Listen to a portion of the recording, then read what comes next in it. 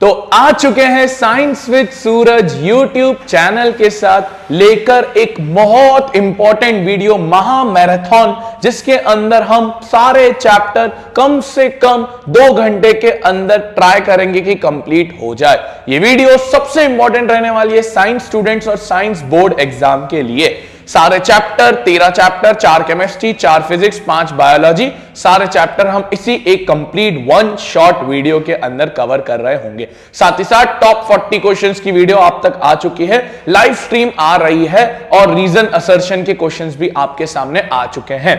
तो बिना किसी देरी के लेट्स गेट स्टार्टेड। सबसे पहला जो चैप्टर आ रहा है वो आ रहा है केमिकल रिएक्शन एंड इक्वेशन। क्या मतलब होता है सर केमिकल रिएक्शन का? केमिकल रिएक्शन में ओल्ड सब्सटेंस से आप न्यू सब्सटेंस बनाते हो। ओल्ड सब्सटेंस से क्या बनाते हो आप? न्यू सब्सटेंस बनाते हो। उसी को हम क्या बोलते हैं? Chemical reaction. फॉर एग्जांपल मैंने मैग्नीशियम की रिबन को अगर जलाया तो बनेगा मैग्नीशियम ऑक्साइड।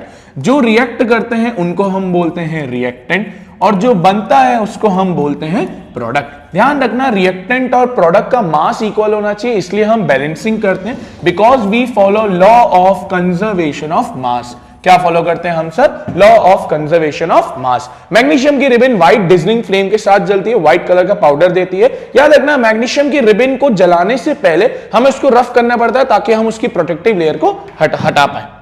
अब आता है types of chemical reaction. 4-5 types of chemical reaction है जो हमें पता होनी चाहिए। पहले है कॉम्बिनेशन रिएक्शन। कॉम्बिनेशन का मतलब होता है या दो से ज्यादा रिएक्टेंट्स को आप ऐड कर रहे हो और सिंगल प्रोडक्ट मिल रहा है। When 2 or more reactants are added to give single product, A plus B gives you C. For example, H2 plus O2 gives you H2O. Carbon को हीट करोगे C plus O2 gives you CO2.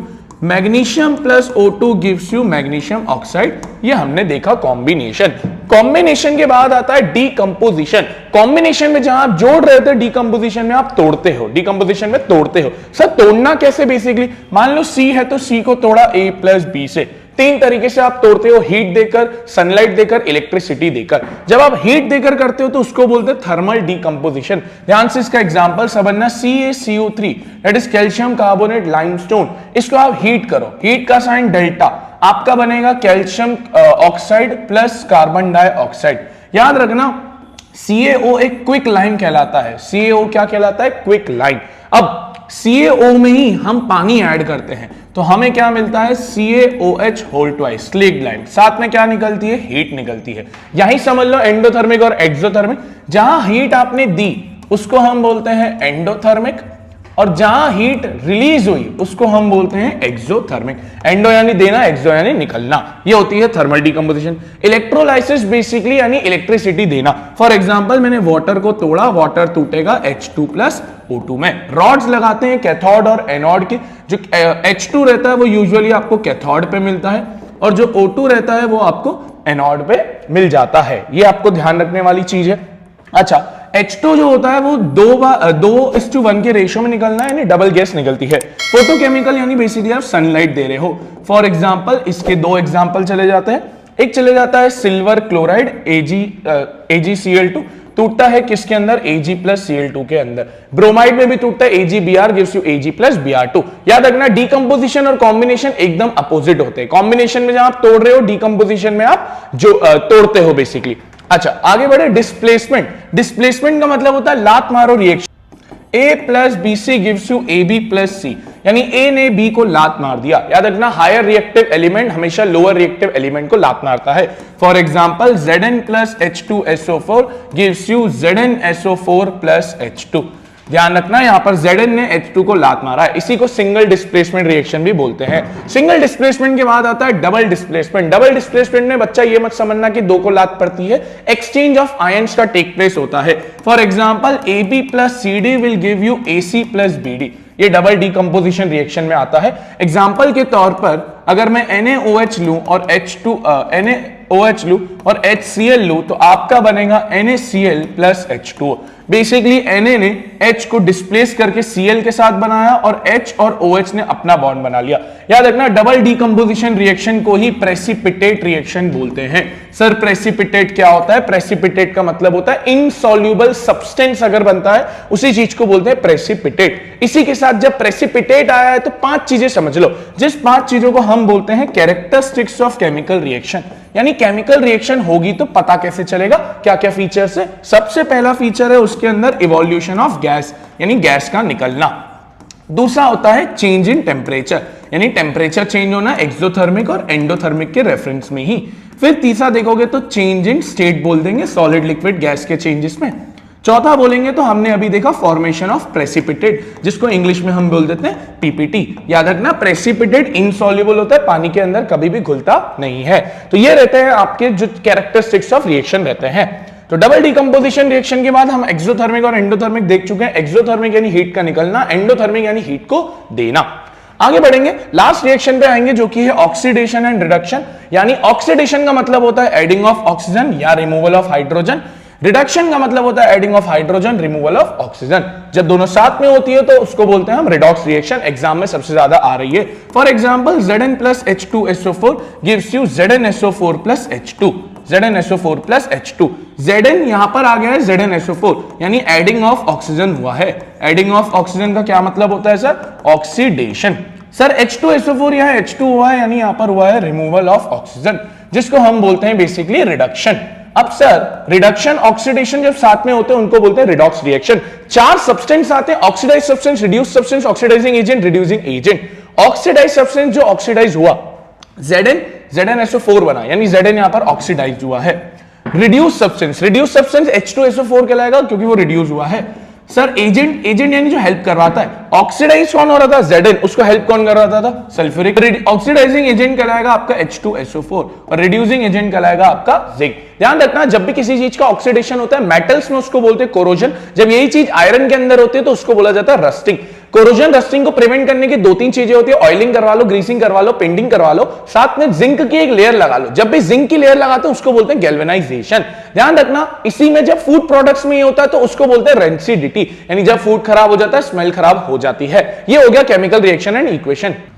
अब देखते हैं acid base and salt. ध्यान समझना, acid पुराने समय में जो बोलते थे एसिड बेसिकली होते हैं जो सार इन टेस्ट होते हैं, बेसिस जिसको बोलते हैं बिटर इन टेस्ट और सोपी टू टच यानी कड़वे होते हैं। सर बट क्या टेस्ट करके सबको चेक किया जा सकता है? तो आंसर है नहीं, टेस्ट करके नहीं चेक किया जा सकता, इसलिए हम लेके आते हैं इंडिकेटर्स। इंडिकेटर्स बेसिकली इंडिकेट करते हैं कि कोई पर्टिकुलर चीज एसिड है या बेस है। इंडिकेटर्स में ध्यान रखना 3 इंडिकेटर होते हैं, नेचुरल इंडिकेटर, प्राकृतिक इंडिकेटर जिसको हम बोलते हैं, फिर दूसरे इंडिकेटर्स होते हैं आर्टिफिशियल इंडिकेटर जो केमिस्ट्री लैब्स में बनाए जाते हैं, तीसरे होते हैं all factory indicator. All factory indicator कभी भी कलर से चेंज नहीं होते, स्मेल से चेंज होते हैं। लिटमस एक नेचुरल इंडिकेटर है जो बेसिकली एक लीचेंट प्लांट से बनता है। एसिड के अंदर ब्लू लिटमस कन्वर्ट होता है रेड लिटमस के अंदर, बेसिस के अंदर कन्वर्ट होता है रेड लिटमस ब्लू के अंदर। एक और होता है टर्मरिक हल्दी, एसिड के अंदर ही सेम रहता है, बेसिस के अंदर रेडिश ब्राउन हो जाता है। अब ध्यान रखना फिनोफ्थिलीन एक आर्टिफिशियल इंडिकेटर है जो एसिड में नो रहता है, यानी कोई चेंज नहीं आता, बेसिस के अंदर ये पिंक हो जाता है। अब हम एसिड की पहचान इससे नहीं बोल सकते कि वो ब्लू लिटमस से रेड लिटमस हो रहे, सार इन टेस्ट से नहीं। केमिस्ट्री में एसिड की डेफिनेशन कुछ और होती है। केमिस्ट्री में एसिड की डेफिनेशन ये होती है कि ऐसा कोई सब्सटेंस जो वाटर के अंदर एक्वस मीडियम के अंदर H+ आयन रिलीज करे। कौन से आयन रिलीज करे? H+ आयन रिलीज करे। याद रखना एसिड का एक और आयन रहता है जिसको बोलते हैं H3O+ ion, that is hydronium ions. अब एसिड बेसिकली वो ये जो H+ आयन रिलीज करते हैं। सर ये जो एसिड्स होते हैं अलग अलग घरों में पाए जाते हैं, अलग अलग चीजों के लिए यूज किए जाते हैं। 2 तरह के एसिड होते हैं, एक होता है स्ट्रॉन्ग एसिड, एक होते हैं वीक एसिड। ध्यान समझना, स्ट्रॉन्ग एसिड उसको बोलते हैं जो कंप्लीटली आयोनाइज हो जाए, यानी उसके 100% H+ आयंस निकल जाए। वीक एसिड उसको बोलते हैं जिसमें पार्शियली हो, यानी आधे निकले, इसको बोलते हैं स्ट्रॉन्ग एसिड, वीक एसिड। आगे बढ़े अगर, अब मेन चीज ये है कि केमिकल में हमको अगर देखना है कि एसिड की केमिकल प्रॉपर्टीज क्या है, ध्यान समझना सबसे इंपॉर्टेंट टॉपिक यही है। पहला रिएक्शन विद मेटल, तो लेट्स से जिंक एक मेटल हो गया, एसिड सल्फ्यूरिक एसिड ले लो तो आपका बनेगा जिंक सल्फेट प्लस हाइड्रोजन की गैस। कोई भी एसिड के साथ जब मेटल रिएक्ट करता है तो हाइड्रोजन की गैस निकलती है। ध्यान रखना हाइड्रोजन गैस को चेक कैसे करते हैं, इसके लिए एक बर्निंग कैंडल लेके आ जाओ और वो जनरेट कर देगा कौन सा साउंड, पॉप साउंड। ध्यान रखेंगे ये वाली चीज को। रिएक्शन विद मेटल के बाद हम आएंगे reaction with base. Reaction with base के अंदर मान लो मैंने लिया एक HCl एसिड, एक बेस ले लिया NaOH, कॉस्टिक सोडा, सबसे कॉमन बेस। सर अब यहां बनेगा NaCl प्लस H2O। ध्यान रखना ये जो बना है ये बना है न्यूट्रल सॉल्ट। न्यूट्रल का मतलब ना इसमें एसिड है ना इसमें बेस है। इस रिएक्शन को हम प्यार से बोल देते हैं न्यूट्रलाइजेशन रिएक्शन, यानी ऐसी चीज जिसमें एक न्यूट्रल सॉल्ट बन रही हो उसी को हम क्या बोलते हैं, neutralisation reaction. Reaction with metal carbonate एक और इंपॉर्टेंट चीज आ रही है एग्जाम के रेफरेंस में। फॉर एग्जांपल मैंने ले लिया HCl एक एसिड, मेटल कार्बोनेट के नाम पर अगर मैंने बोला कि मैंने ले लिया Na2CO3 सोडियम कार्बोनेट, तो आपका बनेगा NaCl plus H2O plus CO2। अब सर CO2 गैस कैसे चेक करते, ध्यान देना बहुत इंपॉर्टेंट है। CO2 के दो तरीके होते हैं, एक तो अगर बर्निंग कैंडल इसके सामने लाओगे तो ये बेसिकली बुझा देगा उसको। CO2 का मेन जो टेस्ट होता है इसको हम प्यार से बोलते हैं लाइम वाटर टेस्ट। क्या बोलते हैं, लाइम वाटर टेस्ट। एग्जाम में बहुत बार आता है। और ये भी याद रखना CO2 एक ब्रिस्क एफरवेसेंस से निकलती है, लाइम वाटर को ये मिल्की बना देती है। कैसे चेक करते हैं सर, CO2 में आप लाइम वाटर मिक्स करो, lime water is nothing just the slate lime, तो आपका बनता है CaCO3 प्लस वाटर। अब ये जो है ये व्हाइट कलर का PPT बनाता है, इसलिए हम प्यार से बोलते हैं कि CO2 converts the lime water milky. चौथी रिएक्शन और इंपॉर्टेंट मेटल ऑक्साइड्स के साथ। फॉर एग्जांपल मैंने एक मेटल ऑक्साइड ले लिया, मैंने एक मेटल ऑक्साइड ले लिया Na2O प्लस मैंने ले लिया आपका एक एसिड HCl। अब जो बनेगा वो बनेगा NaCl प्लस वाटर। तो यार एक चीज समझो, ये एसिड था यानी 100% ये बेस रहा होगा तब जाकर ये रिएक्शन बैठी होगी। इसलिए हम प्यार से क्या कहते हैं, all the metal oxides are basic in nature. सारे मेटल ऑक्साइड्स किस नेचर के होते हैं, बेसिक नेचर के होते हैं। सर इसका उल्टा देखेंगे, all the non metal oxides are acidic in nature. All the non metal oxides are acidic in nature. ये हो जाता है आपका केमिकल प्रॉपर्टीज ऑफ मेटल्स। इसके बाद अगर हम आएंगे, जैसे मैंने पहले बता दिया, स्ट्रॉन्ग एसिड किसको बोलते हैं, जो H+ आयंस कंप्लीटली रिलीज कर देता है, H2SO4 HNO3 HCl। Weak acid किसको बोलते हैं, जो पार्शियली आयोनाइज करता है, usually carbonic acid, ethanoic acid, acetic acid, ये सारे इसके अंदर आ जाते हैं। अब बेसिस की बात करें, बेसिस किसको बोलते हैं, सेम तरीके से जैसे एसिड H+ आयंस रिलीज कर रहा था, बेसिस वो सब्सटेंस है जो बेसिकली एक्वस मीडियम के अंदर OH- आयंस रिलीज करेगा। कौन सा आयंस रिलीज करेगा, OH- आयंस रिलीज करेगा। याद रखना बेस के साथ एक और चीज कंडीशन होती है, मेटल प्लस OH। एग्जांपल के तौर पर NaOH, CaOH होल ट्वाइस, ये सारे बेसिकली क्या कहला जाते हैं, बेसिस कहला जाते हैं। और नॉन मेटल ऑक्साइड्स तो यू भी, sorry all the metal oxides जो हमने अभी पढ़ के, मेटल ऑक्साइड्स तो यू भी बेसिक नेचर के होते ही हैं। अच्छा, बेसिस में फिर हम दो कंडीशन डालते हैं, स्ट्रॉन्ग बेसिस, वीक बेसिस। वही सेम फंडा। स्ट्रॉन्ग बेस किसको बोलेंगे, स्ट्रॉन्ग बेस उसको बोलेंगे जो 100% आयोनाइज हो जाए, यानी वो पानी में जाकर अपने 100% OH- आयंस रिलीज कर दे। वीक बेस किसको बोलेंगे, जो बेसिकली पार्शियली करे, आधे करे या थोड़े कम करे, उसको बोल देंगे आप वीक बेस। ये हो जाता है स्ट्रॉन्ग एसिड, वीक बेस। जैसे मैंने बोला स्ट्रॉन्ग बेस को किसको बोलते हैं, जो कंप्लीटली OH- रिलीज कर दे। वीक बेस उसको बोलते हैं जो पार्शियली आयोनाइज करता है। इसके बाद आता है important chemical properties of basis. ज्यादा नहीं है, एक ही है। मेटल के साथ अगर हम देखेंगे तो लेट्स से मैंने लिया NaOH प्लस मैंने ले लिया Al। Al एक मेटल है, NaOH एक बेस है, तो बन जाएगा Na2AlO2 that is sodium aluminate. क्या बोलते हैं सर इसको, सोडियम एल्यूमिनेट। साथ में वही गैस कौन सी निकलती है, हाइड्रोजन। चाहे मेटल के साथ रिएक्ट करो एसिड को, या मेटल को बेस के साथ करोगे, हमेशा हाइड्रोजन का गैस निकलेगा ही निकलेगा। पीएच स्केल सबसे सिंपल है, पीएच होता है potence of hydrogen ion, potence of H+ ions. ये बेसिकली एक यूनिवर्सल इंडिकेटर है जो आपको ये बताता है कोई चीज एसिड है, बेस है, स्ट्रॉन्ग एसिड है, वीक एसिड है, स्ट्रॉन्ग बेस है, वीक बेस है, न्यूट्रल सब्सटेंस है। 0 से 14 तक के बीच में 7 आता है। 0 से 7 सारे के सारे क्या होते हैं, एसिड। 7 से 14 सारे के सारे क्या होते हैं, बेस। 7 वाले को हम क्या बोलते हैं, न्यूट्रल। अच्छा, इसके बीच में आता है 3.5, 0 से 3.5 होते हैं स्ट्रॉन्ग एसिड, 3.5 से 7 होते हैं वीक एसिड, 7 से बीच में आता है 10.5, 7 से 10.5 होते हैं वीक बेस, 10 से 10.5 होते हैं 10.5 से 14 होता है स्ट्रॉन्ग बेस। अब ध्यान रखना pH is inversely proportional to acid. जितना ज्यादा पीएच उतना कम एसिड, जितना कम पीएच उतना ज्यादा एसिड। सेम तरीके से pH is directly proportional to base. जितना ज्यादा बेस उतना ज्यादा पीएच, जितना कम बेस उतना कम पीएच। ध्यान रखना इंपॉर्टेंस ऑफ पीएच में एक दो चीजें हैं। एक तो पीएच से टूट डिके हो सकता है, pH in our digestive system use आता है। अगर पीएच मतलब हमारे पेट में डाइजेस्टिव सिस्टम की वजह से एसिडिटी हो जाती है तो वहां पर कंपनसेट हो जाता है। पीएच ऑफ सॉइल भी यूज होता है, एंड स्ट्रिंग के अंदर भी पीएच का रोल आ जाता है।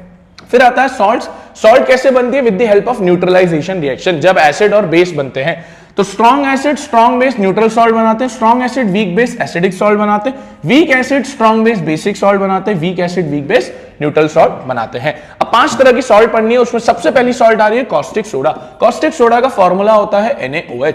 नाम के लिए हम लिखते हैं इसको सोडियम हाइड्रोक्साइड। क्या लिखते हैं? Sodium hydroxide. सर इसको बनाने की प्रोसेस क्या होती है? क्लोर अल्कली प्रोसेस। एग्जाम में सबसे ज्यादा आ रही है। क्या करो, आप लो नमक पानी NaCl प्लस वाटर। नमक पानी को हम बोलते हैं ब्राइन।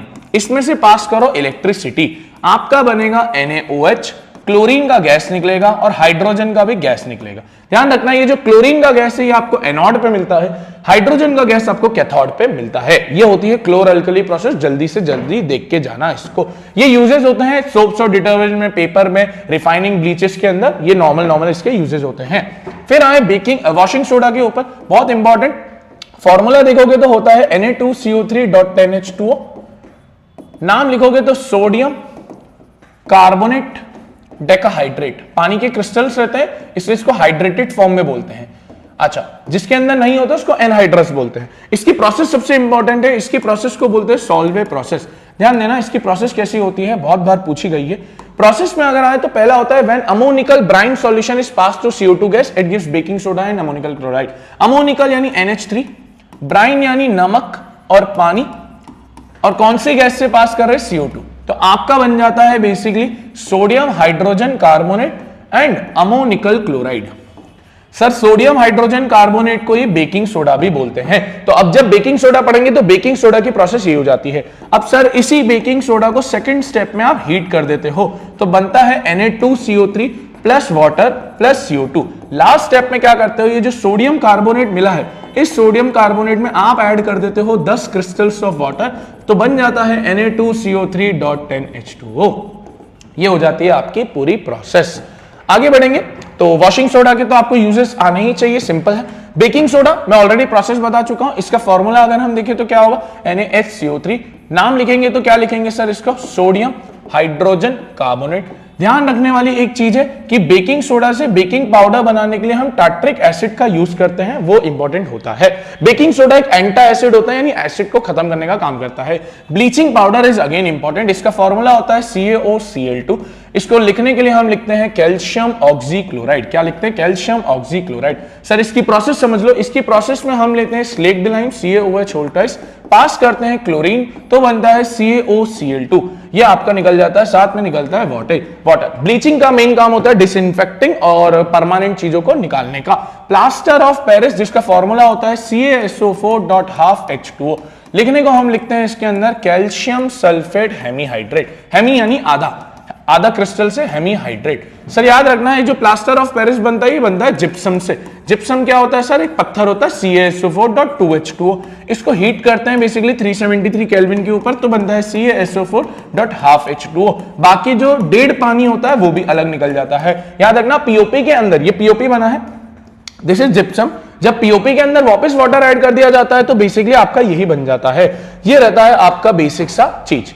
ठीक, थर्ड चैप्टर देखते हैं मेटल्स एंड नॉन मेटल्स। ध्यान से समझना, मेटल्स किसको बोलते हैं? मेटल्स उसको बोलते हैं जो इलेक्ट्रॉन को लूज करते हैं और इनके ऊपर चार्ज कौन सा आता है सर? पॉजिटिव आता है, इसलिए इनको बोला जाता है electropositive in nature. Non metals क्या होते हैं? ये बेसिकली गेन करते हैं इलेक्ट्रॉन्स को और इनके ऊपर जो चार्ज आता है वो आता है नेगेटिव, इसलिए they are called as electronegative in nature. ध्यान से समझना, ये जो मैंने लिख दिया मेटल्स लूज करते हैं इलेक्ट्रॉन को और पॉजिटिव आयन बनाते हैं, एल्यूमिनियम सोडियम। ये वो होते हैं जो गेन करते हैं इलेक्ट्रॉन को, नेगेटिव चार्ज आता है इनके ऊपर।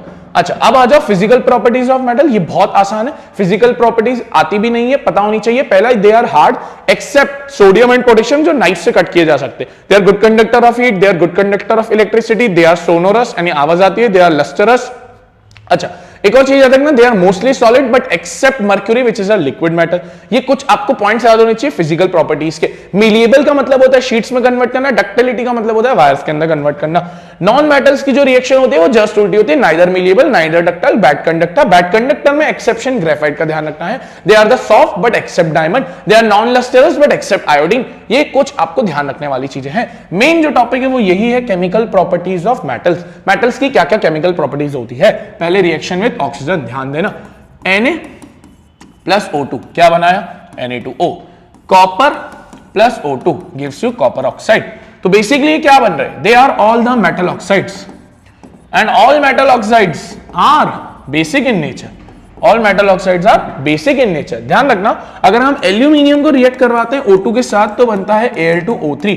Al2O3 एक अलग टाइप ऑफ ऑक्साइड रहता है जिसको हम बोलते हैं एम्फोटेरिक ऑक्साइड। क्या बोलते हैं? Amphoteric oxide. सर एम्फोटेरिक किसको बोलते हैं? एम्फोटेरिक वो होते हैं जो एसिडिक नेचर भी शो करते हैं और क्या भी नेचर शो करते हैं? बेसिक नेचर भी शो करते हैं। सर क्या सिर्फ एल्यूमिनियम है? नहीं, एल्यूमिनियम के साथ जिंक ऑक्साइड भी एक एम्फोटेरिक ऑक्साइड होता है। ये ध्यान रखने वाली चीज है। रिएक्शन विद ऑक्सीजन के बाद जो सेकंड रिएक्शन हमारी आती है, सेकंड रिएक्शन में हम लेंगे वाटर के साथ। जब आपका कोई मेटल पानी के साथ रिएक्ट करता है, Na plus H2O gives you NaOH plus hydrogen gas. ध्यान रखना ये बहुत विगरस रिएक्शन होती है। विगरस यानी बेसिकली बहुत ज्यादा एक्सोथर्मिक रहती है। यहां पर सोडियम जो है वो फट जाता है। सोडियम क्यों ऐसा करता है? हायर रिएक्टिव मेटल है, इसलिए सोडियम क्योंकि हायर रिएक्टिव मेटल है, पोटेशियम भी हायर रिएक्टिव मेटल है और ये बहुत जल्दी रिएक्ट करते हैं, तो इसलिए इन्हें डाला जाता है केरोसिन ऑयल में ताकि ये जल्दी से रिएक्ट ना कर पाए। उसके बाद हम आते हैं कैल्शियम के ऊपर। Calcium plus water gives you calcium hydroxide. ध्यान रखना यहां पर जो कैल्शियम होता है वो फ्लोट करना चालू कर जाता है क्योंकि हाइड्रोजन के जो बबल्स होते हैं वो उसको ऊपर ले जाते हैं। फिर आप जो भी देख सकते हो, एल्यूमिनियम एक देख सकते हो, एल्यूमिनियम का इंपॉर्टेंट रिएक्शन होता है। एल्यूमिनियम हाइड्रोक्साइड नहीं बनाता, ये दोनों देखो तो हाइड्रोक्साइड, ये भी क्या होता है? सारे बेसेस होते हैं। एल्यूमिनियम हाइड्रोक्साइड नहीं बनाता, एल्यूमिनियम बनाता है अपना ऑक्साइड जो अगेन हाइड्रोजन का गैस निकलता है। एल्यूमिनियम सिर्फ रिएक्ट करता है स्टीम के साथ। ये आपको ध्यान रखने वाली चीजें हैं। लोअर रिएक्टिव मेटल्स किसी के साथ भी रिएक्ट नहीं करते, कॉपर, मर्क्यूरी, गोल्ड, सिल्वर। ये हो जाती है reaction with water. Third reaction पे आते हैं, तो थर्ड रिएक्शन होती है विद द एसिड। सबसे सिंपल, तीसरी बार पढ़ के आए हैं। Zinc plus H2SO4 gives you zinc sulphate plus H2। Hydrogen का गैस निकलता है, ये मेन चीज आपको ध्यान रखनी है।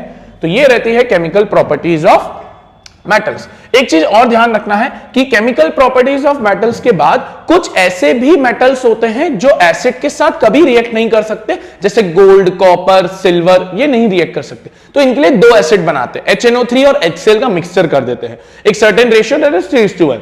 इस पूरे कॉम्बिनेशन को बोलते हैं एक्वा रिजिया। क्यों करते हैं? ताकि लोअर रिएक्टिव मेटल्स को डिस्प्लेस कर पाए, डिसॉल्व कर पाए। इसी को रॉयल वाटर भी बोलते हैं, शाही पानी भी बोलते हैं। ध्यान रखना, रिएक्टिविटी सीरीज ये मेटल्स की होती है। ये एक रिएक्शन मतलब एक रिएक्टिविटी के अकॉर्डिंग है कि top reactive, moderate reactive, lower reactive कौन कहलाते हैं। अगर हम रिएक्टिविटी सीरीज देखें तो कुछ इस तरीके से है। Potassium, sodium, calcium, magnesium, aluminium, zinc, iron, nickel, tin, lead, hydrogen, copper, mercury, silver, platinum, gold. ध्यान रखना इसमें हाइड्रोजन मेटल नहीं होता, बट हाइड्रोजन को इसमें क्यों डाला जाता है? क्योंकि हाइड्रोजन आयंस को प्लस में लेता है, H प्लस रहता है, इसलिए सारे मेटल्स क्योंकि पॉजिटिव आयन रिलीज करते हैं तो इसमें हाइड्रोजन को भी डाल दिया।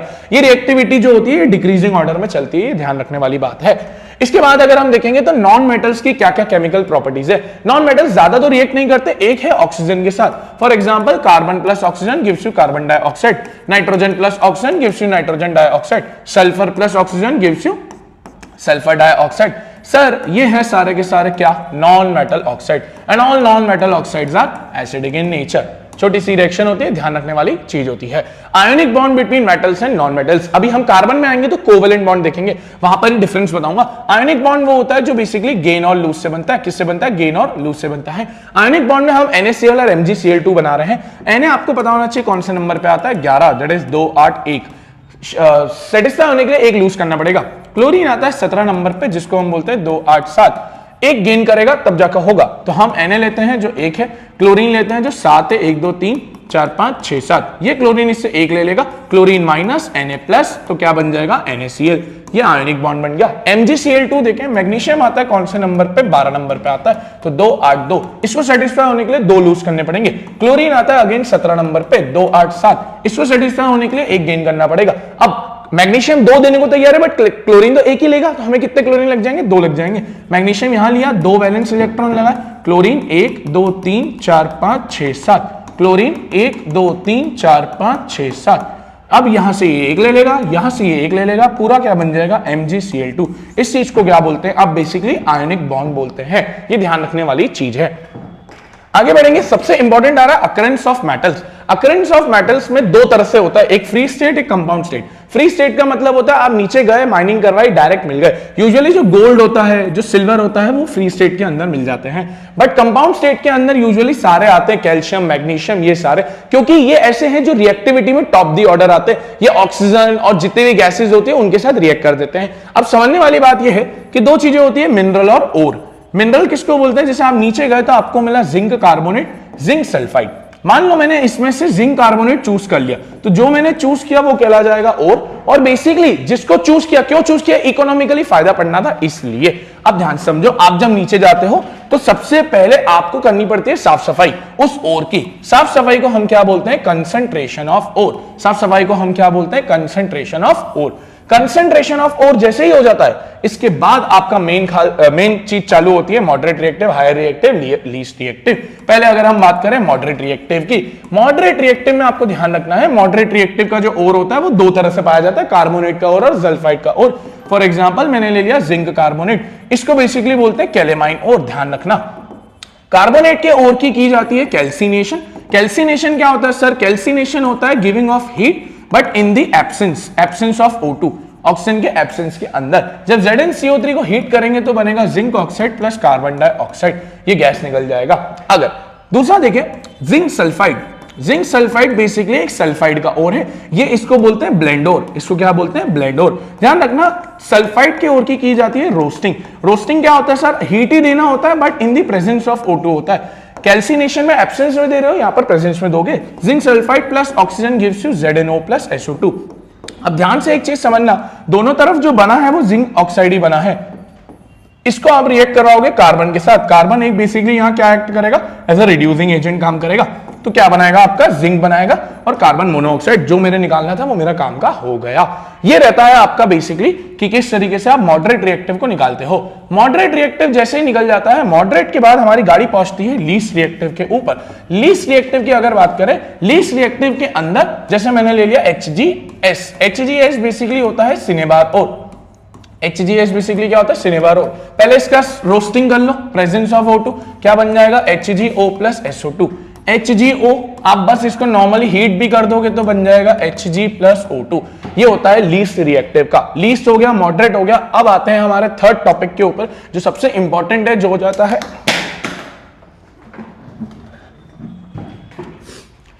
है basically higher reactive metals. Higher reactive में यूजुअली आ जाता है सोडियम और पोटेशियम। सोडियम और पोटेशियम हीट देने से काम नहीं होता, इलेक्ट्रिसिटी देने से काम होता है।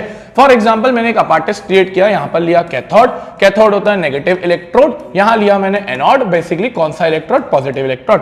जैसे मैंने नमक डाला, नमक काम नहीं करेगा, नमक के साथ पानी होना चाहिए। आयोनिक कंपाउंड कभी भी पानी के अंदर ही सिर्फ अपने आयंस रिलीज करते हैं, सॉलिड स्टेट में आयंस रिलीज नहीं करते हैं। तो यहां पर आयंस क्या रिलीज होंगे? Na+ और Cl-।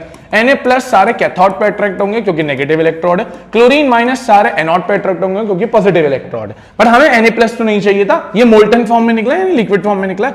अब मुझे Na+ तो नहीं चाहिए था, Na+ की नहीं, मुझे Na की नीड थी, तो मैं कुछ नहीं करूंगा, इसमें इलेक्ट्रॉन ऐड कर दूंगा तो बन जाएगा Na। क्लोरीन माइनस में मैं इलेक्ट्रॉन नेगेटिव मार दूंगा तो मुझे मिल जाएगा क्लोरीन। इस तरीके से higher reactive, moderate reactive, least reactive का निकलता है। अब देखते हैं चौथा chapter, carbon and its compound. ध्यान से समझना, कार्बन एक नॉन मेटल है। कार्बन का नंबर आता है कितना? 6 होता है, 2 4। ध्यान रखना, इसका 4 जो है वो है टेट्रावेलेंसी। अब 4 बेसिकली ना तो ये 4 गेन कर सकता है, ना तो ये 4 लूज कर सकता है। सर ऐसा क्यों? ऐसा इसलिए क्योंकि इसके लिए लगेगा इसको बहुत ज्यादा अमाउंट ऑफ एनर्जी, जो है नहीं इसके पास। तो बेसिकली कार्बन गेन और लूज नहीं करता, क्या कर लेता है? शेयरिंग कर लेता है। ध्यान रखना, शेयरिंग ऑफ इलेक्ट्रॉन से जो बॉन्ड बनता है वो बनता है कोवैलेंट बॉन्ड। अभी हम देख के आए थे, गेन और लूज से बनता है बेसिकली आयोनिक बॉन्ड, शेयरिंग से बनता है कोवैलेंट बॉन्ड। कोवैलेंट बॉन्ड ही खासियत है कार्बन की, इसलिए उसको एक वर्सैलिटी प्रोवाइड होती है। कोवैलेंट बॉन्डिंग में हम एग्जांपल लेंगे कार्बन डाइऑक्साइड का।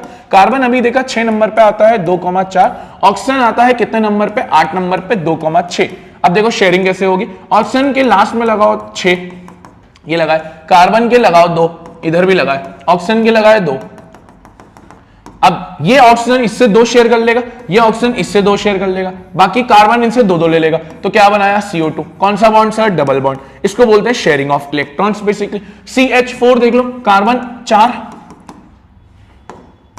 आपको ध्यान होना चाहिए, हाइड्रोजन 1 नंबर पे आता है तो 4 हाइड्रोजन लगेंगे। ये मैंने 4 हाइड्रोजन ले लिए। अब देखो, ये इससे एक ले लेगा, ये इससे एक ले लेगा, ये इससे एक ले लेगा, ये इससे एक ले लेगा, कार्बन सबसे एक एक ले लेगा, तो CH4 बन गया सिंगल बॉन्ड। इस तरीके से कोवेलेंट बॉन्डिंग चलती है। ध्यान रखना, कोवेलेंट बॉन्डिंग और आयनिक बॉन्डिंग में डिफरेंस क्या होता है, जल्दी जल्दी सुनेंगे, ओरली सुनेंगे। आयनिक बॉन्ड में गेन और लूज से बनता है, कोवेलेंट बॉन्ड में शेयरिंग से बनता है, first point. Second point, ionic bond में फोर्स ऑफ अट्रैक्शन ज्यादा होती है, कोवेलेंट बॉन्ड के अंदर फोर्स ऑफ अट्रैक्शन कम होती है। थर्ड पॉइंट, आयनिक बॉन्ड के अंदर क्योंकि फोर्स ऑफ अट्रैक्शन ज्यादा है तो high melting and boiling point लगता है, वहां पर कोवेलेंट बॉन्ड में low melting and boiling point लगता है। Ionic bond are good conductor of electricity, whereas जो हमारे कोवेलेंट बॉन्ड है वो बैड कंडक्टर ऑफ इलेक्ट्रिसिटी होते हैं। अब कार्बन इतना वर्सेटाइल नेचर क्यों शो करता है, कार्बन इतना खास क्यों है? दो कारण है सर, उसका पहला है टेट्रावैलेंसी, दूसरा है कैटिनेशन। कैटिनेशन हमेशा आता है, कैटिनेशन का मतलब होता है जब कार्बन खुद ही के साथ बॉन्ड बना सकता है। कार्बन को अगर कोई नहीं मिला तो वो खुद के साथ भी बॉन्ड बनाता है, self linking property of carbon is called as catenation. इन दो कारणों की वजह से हम बोलते हैं कार्बन के वर्सेटाइल नेचर। अब ध्यान रखने वाली बात चीज है, एलोट्रॉप्स ऑफ कार्बन तीन होते हैं, डायमंड, ग्रेफाइट, फ्लोरेंस। ग्रेफाइट सबसे एक्सेप्शन है क्योंकि गुड कंडक्टर ऑफ इलेक्ट्रिसिटी होता है। फ्लोरेंस का ध्यान रखना, C60 मॉलिक्यूल होता है, बेसिकली बकमिंस्टर फ्लोरेंस यूएस का जो आर्किटेक्ट था उसके नाम पे बनाया गया था, ज्यादा हमको डीप में जाना नहीं है। हाइड्रोकार्बन्स की बात करें, मेन तो यही है, हाइड्रोकार्बन्स का मतलब होता है the bond between hydrogen and carbon, the bond between hydrogen and carbon. Sir ये दो तरह का होता है, एक होता है अनसैचुरेटेड, एक होता है सैचुरेटेड। सैचुरेटेड सिंगल बॉन्ड होता है, अनसैचुरेटेड डबल या ट्रिपल बॉन्ड रहता है। ध्यान से समझेंगे इसको, सैचुरेटेड अनसैचुरेटेड को। सबसे पहले सिंगल बॉन्ड की बात करते हैं, कार्बन की संख्या हम एक लेंगे तो 4 हाइड्रोजन लगेंगे, ये हो जाएगा कितना, CH4। हम दूसरा लेंगे, कार्बन की संख्या 2 लेंगे तो हम इसको 3 हाइड्रोजन इसको देंगे, 3 हाइड्रोजन इसको देंगे, तो क्या बन गया, C2H6। सर डबल बॉन्ड में एक चीज याद रखना, डबल बॉन्ड कार्बन खुद ही के साथ बनाता है तो हाइड्रोजन की नीड नहीं पड़ती, इसलिए हम कार्बन की स्टार्टिंग कितने से करते हैं, 2 से करते हैं। तो मैंने डबल बॉन्ड के लिए 2 डंडी खींच दी। अब 2 डंडी के लिए कार्बन 2 लगेंगे, तो हमने इसको 2 हाइड्रोजन दे दिए, इसको 2 हाइड्रोजन दे दिए, क्या बन गया, C2H4। फिर कार्बन की संख्या 3 ले ली। याद रखना, डबल बॉन्ड सिर्फ एक के साथ ही करना है, सबके साथ नहीं। इसको 2 हाइड्रोजन दे दो, इसको 1 हाइड्रोजन दे दो, इसको 3 हाइड्रोजन दे दो, क्या बन गया सर, C3H6। ट्रिपल बॉन्ड में भी सेम कहानी, इसकी स्टार्टिंग कार्बन के 2 मॉलिक्यूल से होगी। 3 मॉल में 3 डंडी चलेगी, इसको 1 हाइड्रोजन, इसको 1 हाइड्रोजन, C2H2। फिर दूसरा देखोगे तो कार्बन की संख्या आप 3 ले लो, वही ट्रिपल बॉन्ड एक के साथ, बाकी सबके साथ सिंगल बॉन्ड। इसको 1 ही दोगे, इसको कुछ भी नहीं दोगे, इसको 3 दोगे, क्या बन गया सर, C3H4। ये होता है बेसिकली आपका ट्रिपल बॉन्ड। अब ध्यान समझना, सिंगल बॉन्ड को ही हम बोलते हैं अल्केन्स, डबल बॉन्ड को हम बोलते हैं अल्कीन्स, ट्रिपल बॉन्ड को हम बोलते हैं अल्काइंस। सर इनके जनरल फॉर्मूलाज याद होने चाहिए। अल्कीन्स का जनरल फॉर्मूला होता है CnH2n+2, अल्कीन्स का जनरल फॉर्मूला होता है CnH2n, अल्काइंस का जनरल फॉर्मूला होता है CnH2n-2। ध्यान रखने वाली चीज है। सर इनका नामकरण कैसे करते हैं? नामकरण करने के लिए एक कमीशन है जिसको बोलते हैं IUPAC, international union for pure and applied chemistry, जो 2 चीजें बताती है। नाम होना चाहिए प्रीफिक्स प्लस सफिक्स। प्रीफिक्स मतलब होता है नाम के पहले लगने वाला, सफिक्स मतलब होता है बाद में लगने वाला। प्रीफिक्स कहां से आएगा? नंबर ऑफ कार्बन से, 1 carbon myth, 2 carbon eth, 3 carbon prop, 4 carbon but, 5 carbon pent. फिर सफिक्स जो आएगा वो आएगा अल्केन, अल्कीन, अल्काइन से। अल्केन है तो इन, अल्कीन है तो इन, अल्काइन है तो आइन। जैसे फॉर एग्जांपल इसका होगा तो कितना लिखेंगे हम, मीथेन। इसका लिखेंगे तो हम कितना लिखेंगे, इथेन। याद रखना, मिथाइन, मिथीन, मिथाइन कुछ नहीं होता। यहां पर अगर देखेंगे तो इसको बोलेंगे इथीन, इसको बोलेंगे प्रोपीन। सर सिमिलर तरीके से इसका जो नाम होगा वो होगा इथाइन, और इसका जो नाम होगा वो क्या होगा, प्रोपाइन। ध्यान रखना, इसके अंदर एक ट्रेंड दिख रहा है। अगर आप चेक करो तो कार्बन 1 से बढ़ रहा है, हाइड्रोजन 2 से बढ़ रहे हैं। जिस सीरीज के अंदर कार्बन 1 से बढ़ रहा है, हाइड्रोजन 2 से बढ़ रहा है, उसको बोला जाता है होमोलॉगस सीरीज। होमोलॉगस सीरीज में ध्यान रखने वाली बात चीजें, मॉलिक्यूलर मास का डिफरेंस कितने का होता है, 14U का। ये आपको ध्यान रखने वाली चीज है। फिर आता है आइसोमर्स, सबसे सिंपल टॉपिक। मान लो मैंने एक 4 वाला कार्बन बनाया, दैट इज ब्यूटेन, C4H10। इसी को मैं ऐसे भी बना सकता था।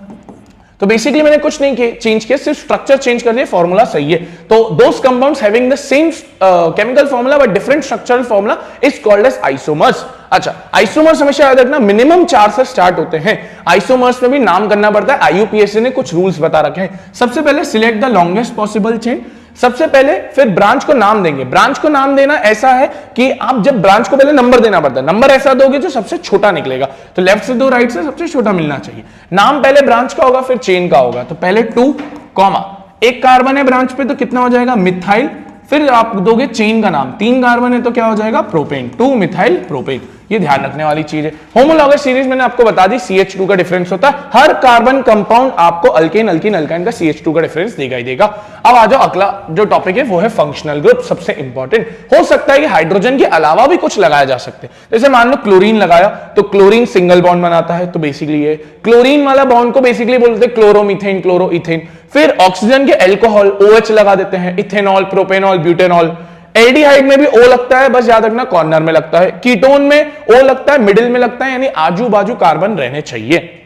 कार्बोक्सिलिक O भी लगता है, OH भी लगता है। एल्कोहल में ऑल लगता है सफिक्स में, एल्डिहाइड में अल लगता है, कीटोन में ओन लगता है, कार्बोक्सिलिक में ऑक्सिक लगता है। ये आपको पता होना चाहिए।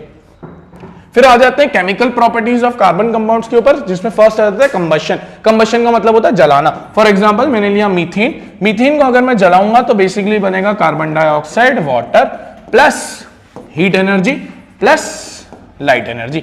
सर क्योंकि हीट निकल रही है तो इसको हम बोलेंगे एक्सोथर्मिक। ध्यान रखना, जितने भी सैचुरेटेड कंपाउंड्स होते हैं वो ब्लू कलर की फ्लेम से जलते हैं, और जितने भी अनसैचुरेटेड कंपाउंड्स होते हैं वो येलो कलर की फ्लेम से जलते हैं। दूसरी रिएक्शन अगर हम आएंगे कंबशन के बाद, जब हम दूसरी रिएक्शन पे आते हैं, दूसरी रिएक्शन और इंपॉर्टेंट हो जाती है, जिसको हम बोलते हैं सब्स्टिट्यूशन रिएक्शन। नाम से ही समझ में आ रहा है, सब्स्टिट्यूशन का मतलब होता है हम किसी की जगह किसी को लेके आएंगे। फॉर एग्जांपल मैंने मीथेन लिया और क्लोरीन लेके आ गया। याद रखना ये रिएक्शन सनलाइट के रेफरेंस में होती है, तो बन जाएगा CH3Cl, जिसको हम बोलते हैं क्लोरोमीथेन। साथ में निकल जाएगा HCl, इसको बोलते हैं सब्स्टिट्यूशन रिएक्शन। थर्ड रिएक्शन और इंपॉर्टेंट होती है, ये एग्जाम में काफी बार आई हुई है। थर्ड रिएक्शन जिसको हम बोलते हैं एडिशन रिएक्शन। एडिशन में हम बेसिकली कुछ चीज को ऐड करते हैं। फॉर एग्जांपल ये अनसैचुरेटेड में होती है, ध्यान रखना, इसी को हाइड्रोजिनेशन भी बोलते हैं। क्या भी बोलते हैं? हाइड्रोजिनेशन भी बोलते हैं। अब मैंने एडिशन रिएक्शन में मान लो मैंने ले लिया C2H4, तो अब मैंने अगर इसमें हाइड्रोजन ऐड कर दिया तो बन जाएगा C2H6। ये था हमारा इथीन, ये बन गया हमारा इथेन। ध्यान रखना ये रिएक्शन होती है निकल और पैलेडियम कैटलिस्ट के रेफरेंस में। कैटलिस्ट किसको बोलते हैं? वो जो बेसिकली रिएक्शन को फास्ट कर देते हैं, रिएक्शन में कुछ अफेक्ट नहीं करते। इसी प्रोसेस को हाइड्रोजिनेशन भी बोलते हैं। यहां पर ही ब्रोमीन वाटर टेस्ट भी ध्यान रखना कि bromine water test red colour का होता है, सैचुरेटेड में नो चेंज आता है, अनसैचुरेटेड में कलरलेस हो जाता है। फिर आता है अगला कंपाउंड जो सबसे इंपॉर्टेंट कंपाउंड है, जिसको हम बोलेंगे इथेनॉल। अब दो इंपॉर्टेंट कंपाउंड है। इथेनॉल की बात करें, इथेनॉल होता है C2H5OH।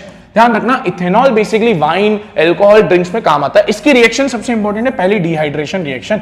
C2H5OH डिहाइड्रेटिंग एजेंट कौन है सर? Sulphuric acid. क्या बनाता है? C2H4 plus H2O, ethene plus H2O निकल जाता है। याद रखना सल्फ्यूरिक एसिड को डिहाइड्रेटिंग एजेंट बोलते हैं। ऑक्सीडेशन में मान लो C2H5OH, इसको भी ऑक्सीडाइजिंग एजेंट के रेफरेंस में करवाएंगे। या तो आप करवा लो K2Cr2O7 के रेफरेंस में, या करवा लो KMNO4 के रेफरेंस में। पोटेशियम डाइक्रोमेट, पोटेशियम परमैंगनेट, आपका बनेगा इथेनोइक एसिड CH3COOH।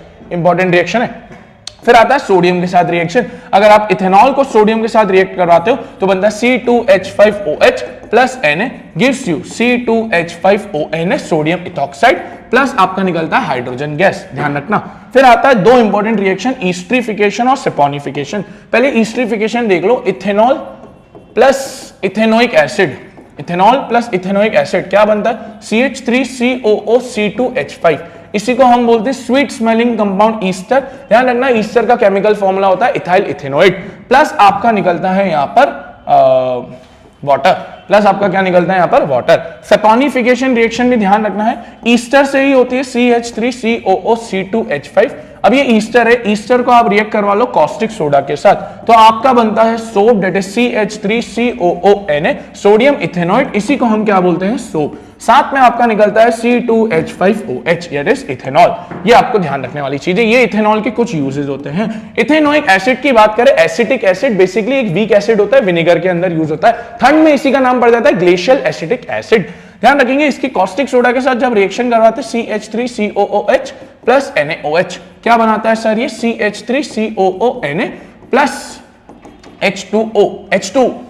ये आपका ध्यान रखने वाली चीज है। सॉरी H2O निकलता है, H2O निकलता है। सोडियम कार्बोनेट के साथ भी देख लो, CH3COOH प्लस Na2CO3 क्या बन जाएगा सर? यहां पर आपका बन जाएगा CH3COONA plus H2O plus carbon dioxide. ये आपको ध्यान रखना है। ये इथेनॉइक एसिड के कुछ यूजेस होते हैं। फिर आते हैं हम सोप के ऊपर। सोप सबसे सिंपलेस्ट टॉपिक है। सोप बेसिकली एक सोडियम सॉल्ट होता है, जो अभी हम देखते हैं CH3COO Na यहाँ पर प्लस रहता है, CH3OCO माइनस रहता है। ध्यान रखना, ये जो शॉर्ट पार्ट रहता है इसको आयोनिक पार्ट बोलते हैं, और जो लॉन्ग पार्ट होता है इसको हाइड्रोकार्बन पार्ट बोलते हैं। लॉन्ग पार्ट को ऑयल सॉल्युबल या हाइड्रोफोबिक, यानी पानी से डरता है ये, हाइड्रोफोबिक, और ये है जो पानी से प्यार करता है, जिसको हम बोलते हैं हाइड्रोफिलिक। अब इसका फॉर्मेशन कैसे होता है जब समझना ध्यान से।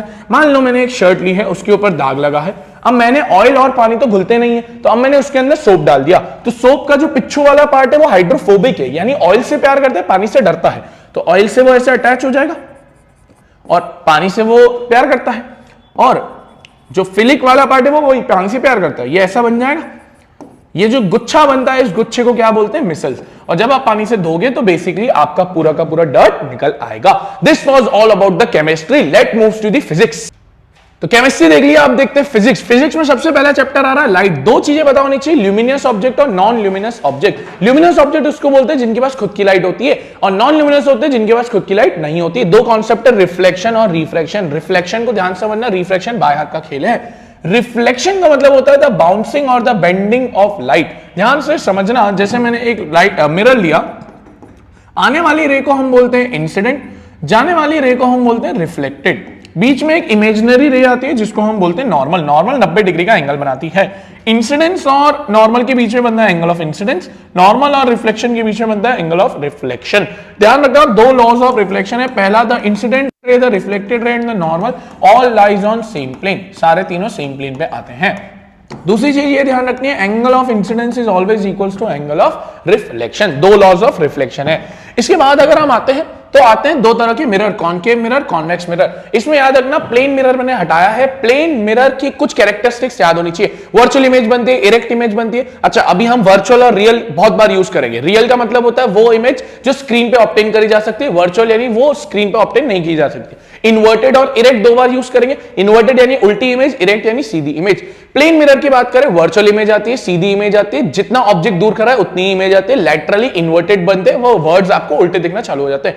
दो मिरर है, कॉनकेव और कॉन्वेक्स। कॉनकेव मिरर की अगर हम बात करें, ध्यान से समझना, ध्यान से पहले अगर हम देखें, यह है कॉनकेव मिरर जिसमें आप पॉलिश बैक साइड करते हो, reflecting surface inside. Convex mirror के अंदर polish inside, reflecting surface outside. ध्यान रखना, जिससे ये कट किए जाते हैं उस ग्लास के सेंटर को बोलते हैं सेंटर ऑफ कर्वेचर। इसके बीच में आता है फोकस, इसके बीच में आता है पोल।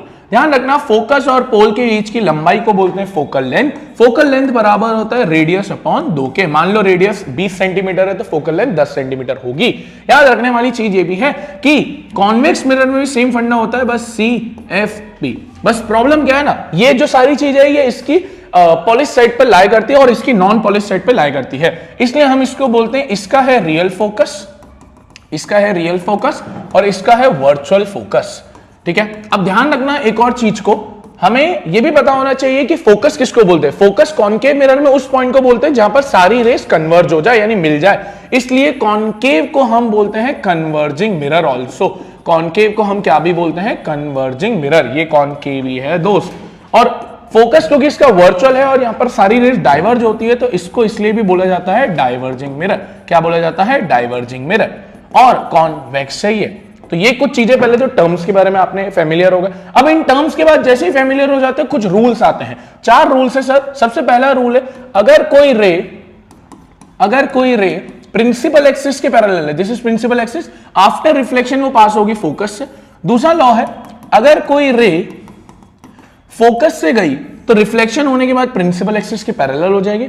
थर्ड, अगर कोई रे सी से गई तो सी से ही वापसी ले लेती है। और चौथा रूल आपको पता होना चाहिए, अगर कोई रे पोल से गई तो पोल से सेम एंगल बना के निकल जाएगी। तो ये आपके 4 रूल्स होते हैं। इन 4 रूल्स के बाद हम इमेज फॉर्मेशन की बात कर सकते हैं। अब अगर इन 4 रूल्स हमें समझ में आ गए हैं तो हम image formation by concave mirror की बात करेंगे। कॉनकेव मिरर में आपको ध्यान रखने वाली चीज है जो मैं यहां लिख रहा हूं, फिर मैं आपको 6 केसेस दिखाऊंगा। 6 केसेस के अंदर पहले हम यहां आएंगे सी, फोकस, पोल। 6 केसेस कौन कौन से सर? सबसे पहले आप देखोगे इंफिनिटी के ऊपर सबसे दूर, फिर आओगे पास जैसे बियॉन्ड सी, फिर आओगे एट सी यानी सी के ऊपर, चौथा आओगे बिटवीन सी एंड एफ, पांचवा आओगे एट एफ, छठा आओगे between F and P, sir आपको ध्यान रखने वाली बात यह है कि इनके जो पांचों केस होते हैं इसमें इमेज आती है रियल एंड इन्वर्टेड। कैसी आती है? Real and inverted. इस लास्ट केस के अंदर कैसी आती है? Virtual and erect. ये कुछ चीजें आपको ध्यान रखने वाली होती है। सर ये 6 केसेस आपके सामने आपको दिख रहे होंगे। सबसे फर्स्ट केस है एट इंफिनिटी, जिसमें एचडी इमेज आती है। एचडी का मतलब होता है हाईली डिमिनिश्ड, सबसे छोटी। फिर आप धीरे धीरे जब बढ़ते जाते हो, third case is the important, जब ऑब्जेक्ट रखा है एट सी पर। एट सी पर सेम साइज मिलती है। मान लो 10 सेंटीमीटर का ऑब्जेक्ट है तो 10 ही सेंटीमीटर की इमेज भी बनेगी। फिर आप धीरे धीरे आते जाते हो। लास्ट केस है सबसे इंपॉर्टेंट, जहां वर्चुअल एंड इरेक्ट इमेज बनती है और हाईली इनलार्ज इमेज बनती है।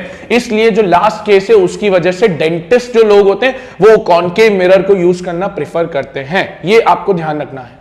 तो लास्ट केस आपको ध्यान रखने वाली चीज है। इसके बाद अगर हम आते हैं तो आता है फिर कॉन्वेक्स मिरर। कॉन्वेक्स मिरर के 2 ही केसेस है, क्योंकि हमने देखा इसका जो फोकस है वो एकदम पीछे लाया करता है। तो इसके 2 ही केस है, इंफिनिटी और पोल। कॉन्वेक्स मिरर आपको ध्यान रखना है, या एचडी इमेज बनाता है, वर्चुअल एंड इरेक्ट इमेज बनाता है। इसलिए इसको यूज किया जाता है as a rear view mirror. Highly छोटी इमेज देता है और लार्ज एरिया को कवर करने में हेल्प करता है। ये हो जाता है कॉन्वेक्स मिरर। फिर आता है sign convention for spherical mirror. बहुत सिंपल है। यू होता है ऑब्जेक्ट डिस्टेंस, जो आप हमेशा क्या लोगे? नेगेटिव लोगे। वी होता है इमेज डिस्टेंस, ये डिपेंड करता है। एचओ होता है height of object. Height of object हमेशा आप पॉजिटिव लोगे। हाइट ऑफ इमेज या इट इज एच आई। और एफ होता है स्मॉल एफ, जिसको हम बोलते हैं फोकल लेंथ। ध्यान रखना इसके न्यूमेरिकल्स में जो कॉनकेव मिरर होता है, जो कॉनकेव मिरर होता है उसकी फोकल लेंथ नेगेटिव होती है, और जो कॉन्वेक्स मिरर होता है उसकी फोकल लेंथ क्या होती है? पॉजिटिव होती है। ये ध्यान रखने वाली चीजें हैं। अच्छा, अगर in case H I negative आ रहा है तो इमेज आती है रियल एंड इन्वर्टेड यानी उल्टी, और in case H I positive आ रहा है तो इमेज आती है वर्चुअल एंड इरेक्ट। इसके बाद आता है आपका मिरर फॉर्मूला। सबसे सिंपलेस्ट फॉर्मूला यही है, 1/v + 1/u = 1/f। इसमें m को ध्यान रखना है, m is called as magnification. Magnification का मतलब होता है कि कितनी इमेज बड़ी बनी, कितनी इमेज छोटी बनी। मैग्निफिकेशन अगर पॉजिटिव आ रहा है तो वर्चुअल एंड इरेक्ट, मैग्निफिकेशन अगर नेगेटिव आ रहा है तो रियल एंड इन्वर्टेड। मैग्निफिकेशन की वैल्यू अगर लेस देन 1 है तो ऑब्जेक्ट बड़ा है हाइट ऑफ इमेज से, m की वैल्यू ग्रेटर देन 1 आ रही है, हाइट ऑफ इमेज ज्यादा है ऑब्जेक्ट से, m की वैल्यू इक्वल्स टू 1 आ रही है तो दोनों इक्वल साइज के। This is all of reflection. फिर आता है सबसे सिंपल और सबसे इंपॉर्टेंट टॉपिक, जिसको हम बोलते हैं रिफ्रैक्शन ऑफ लाइट। रिफ्लेक्शन जहां बाउंसिंग ऑफ लाइट था, रिफ्रैक्शन बेंडिंग ऑफ लाइट है। रिफ्रैक्शन स्पीड पे डिपेंड करता है। रिफ्रैक्शन एक मीडियम से जब दूसरे मीडियम में लाइट जाती है तो अपनी स्पीड को चेंज करती है। इसी को हम क्या बोलते हैं? रिफ्रैक्शन। ध्यान रखना 2 मीडियम होते हैं, एक होता है रेयरर मीडियम, एक होता है डेंसर मीडियम। रेयरर मीडियम के अंदर यूजुअली आते हैं एयर वैक्यूम, जहां स्पीड होती है 3 × 10⁸ मीटर/सेकंड। डेंसर मीडियम में आ जाता है glass, water, oil, diamond, Ruby, ये सब इसके अंदर आ जाते हैं। इनके अंदर स्पीड कम होते चले जाती है।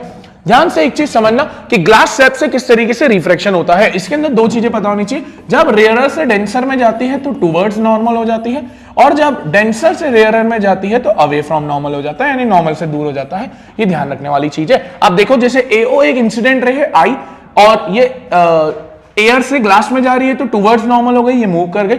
ओबी एक रिफ्रैक्टेड रे कहला जाती है। ओबी के साथ जब ये बाहर निकल रही है तो अवे फ्रॉम नॉर्मल जाएगी, क्योंकि ग्लास से एयर जा रही है तो इमर्जेंट रे कहला जाती है। ध्यान रखना ये एंगल ऑफ इंसिडेंस बनता है, ये एंगल ऑफ इमर्जेंस बनता है। इस चीज को जब अगर हम ओरिजिनल जाते, इनके बीच में डिस्टेंस आता है लेटरल डिस्प्लेसमेंट, सबसे इंपॉर्टेंट चीज है। अच्छा, इसी में हमें पता होना चाहिए laws of refraction, laws of reflection नहीं, लॉज ऑफ रिफ्रैक्शन। 2 होते हैं, वही incident ray, the refracted ray and the normal all lies on the same plane. Second सबसे इंपॉर्टेंट है the ratio of sine angle of incidence to the sine angle of reflection is always constant. इसी को बोला जाता है Snell's law. आगे आएंगे, सबसे इंपॉर्टेंट आ रहा है रिफ्रैक्टिव इंडेक्स। रिफ्रैक्टिव इंडेक्स आपको मदद करता है कि किसी भी मीडियम की स्पीड ऑफ लाइट एयर की स्पीड ऑफ लाइट से, मतलब एयर की जो लाइट स्पीड रहती है उससे कंपेयर करने का। इसका फॉर्मूला होता है n = speed of light in air divided by speed of light in any medium.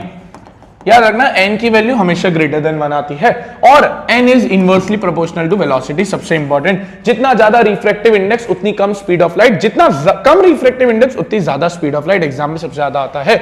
अब देखो लेंस फॉर्मूला डायरेक्ट आ रहा है, इसके पीछे कारण है कि कॉन्वेक्स जो लेंस होता है, ध्यान से समझना, बहुत इजी टॉपिक हो जाएगा। यहां लिख देते हैं, कॉन्वेक्स लेंस की अगर बात करें वो ऐसा रहता है, कॉनकेव लेंस की अगर हम बात करें वो कुछ ऐसा रहता है। अब समझना ध्यान से, कॉन्वेक्स लेंस में ये वही optical centre, focus 1 2f1 f2 2f2, ध्यान रखना वही सेम रूल, प्रिंसिपल एक्सिस की जाएगी passing with focus, same rule, focus से जाएगी प्रिंसिपल एक्सिस के पैरेलल, ओ से जाएगी, ओ से ही वापसी, ये रूल सेम लगते हैं। अब समझ लो कैसे याद करोगे, यहां का कॉन्वेक्स लेंस वहां के कॉनकेव मिरर के बराबर है। याद रखो कॉनकेव मिरर के 6 केसेस थे, 5 के अंदर रियल एंड इन्वर्टेड इमेज बनती है, एक के अंदर कैसी बनती है, वर्चुअल एंड इरेक्ट, ये कॉनकेव मिरर के बराबर चले जाता है। कॉनकेव लेंस की अगर हम बात करें, कॉनकेव लेंस कॉन्वेक्स मिरर की तरह आपका एक्ट करेगा। कौन से केसेस सर, 2, इन्फिनिटी और बियॉन्ड पोल। सर इसके दोनों ही केसेस में इमेज कैसी आती है, वर्चुअल एंड इरेक्ट आती है। अब इसके बाद आप देखते हो लेंस फॉर्मूला, मिरर फॉर्मूला था 1/v + 1/u = 1/f, सेम तरीके से 1/v - 1/u = 1/f is lens formula. Magnification का फॉर्मूला होता है v/u = hi/ho। एक इंपॉर्टेंट टॉपिक और आता है power of lens. Power of lens basically formula होता है power is equals to 1/f। Power की ऐसा यूनिट होती है क्या, यहां पर डायऑप्टर, क्या होती है, डायऑप्टर। जितनी ज्यादा पावर उतनी कम फोकल लेंथ, जितनी कम पावर उतनी ज्यादा focal length. Make sure power को मतलब फोकल लेंथ को आप बेसिकली मीटर के अंदर लोगे।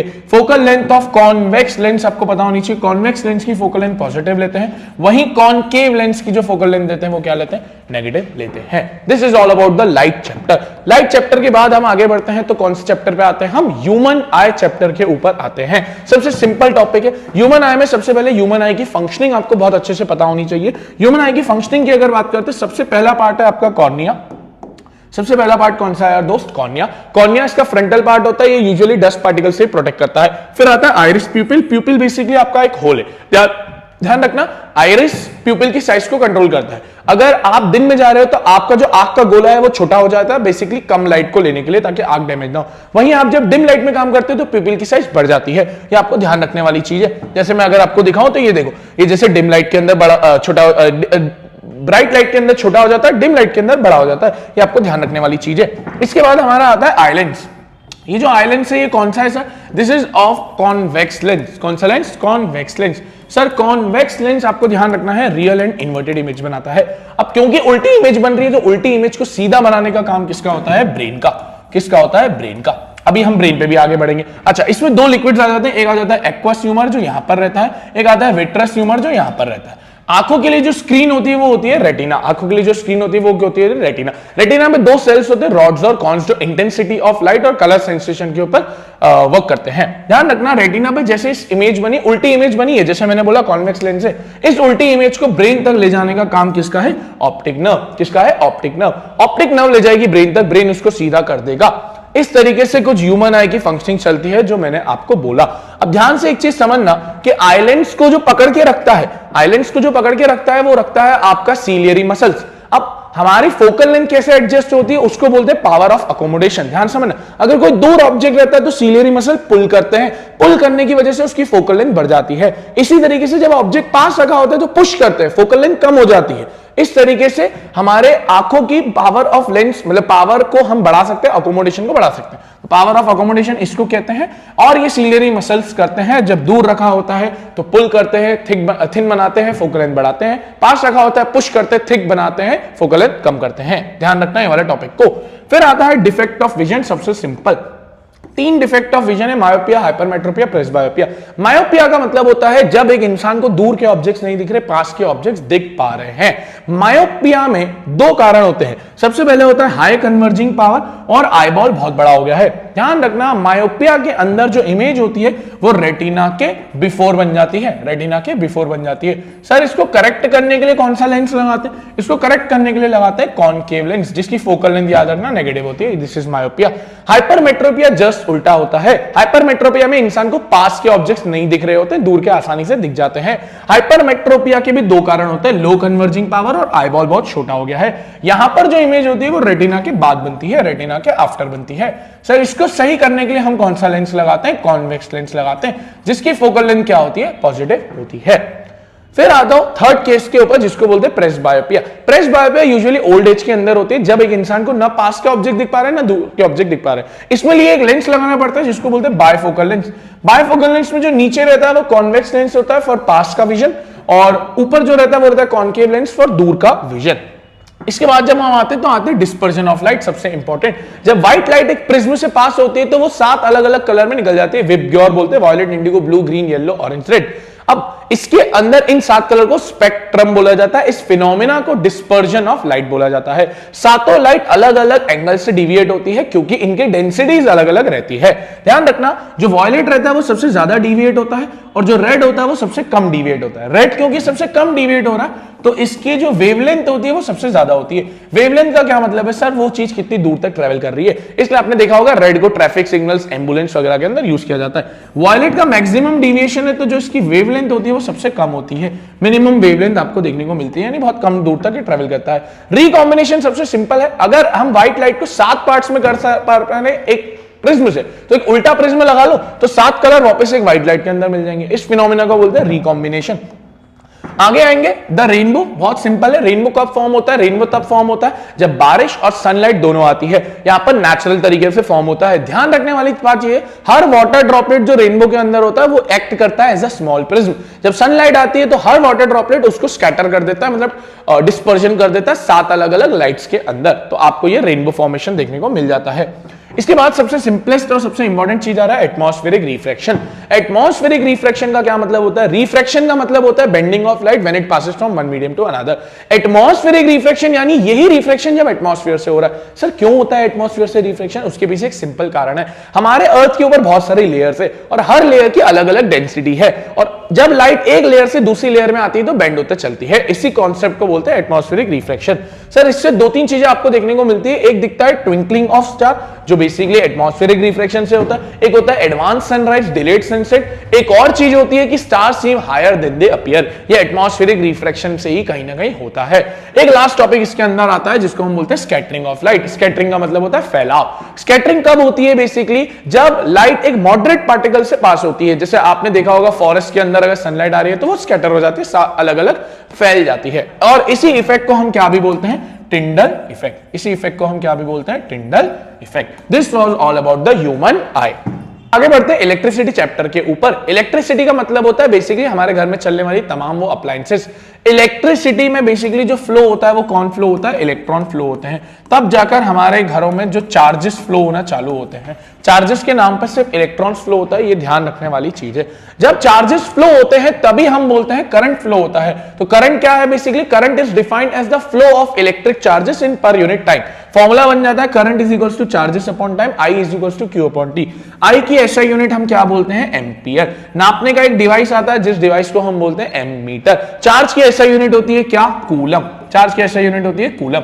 कभी कभार पूछ लेता है 1 एम्पियर कब जाएगा, तो 1 कूलम 1 सेकंड में जब जाएगा तो उसको बोलते हैं। ध्यान रखना, जो करंट होता है वो पॉजिटिव से नेगेटिव जाता है, जो इलेक्ट्रॉन्स होते हैं वो नेगेटिव से पॉजिटिव जाते हैं। They are both in the opposite direction.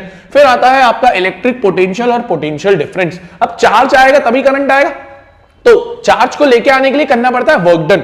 Charge को लेके आने के लिए क्या करना पड़ता है? Work done. तो the amount of work done for bringing a unit positive charge from infinity to that point इसको basically called as electric potential. और पोटेंशियल डिफरेंस क्या हो जाएगा? दो इलेक्ट्रिक पोटेंशियल के बीच के डिफरेंस को ये पोटेंशियल डिफरेंस बोल देते हैं। फॉर्मूला के लिए V is equals to W upon Q। W is work, charge is coulomb, और V इज वोल्ट्स। वोल्ट्स की SI यूनिट मतलब SI यूनिट वोल्ट होती है। नापने का डिवाइस जो मैंने बताया वोल्ट मीटर होता है।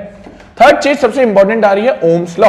ओम्स लॉ क्या होता है? ओम बाबा नाम के एक साइंटिस्ट आए थे, उन्होंने ये बोला था कि आप करंट और पोटेंशियल डिफरेंस के बीच में एक रिलेशन निकाल सकते हो, वो है डायरेक्ट रिलेशन।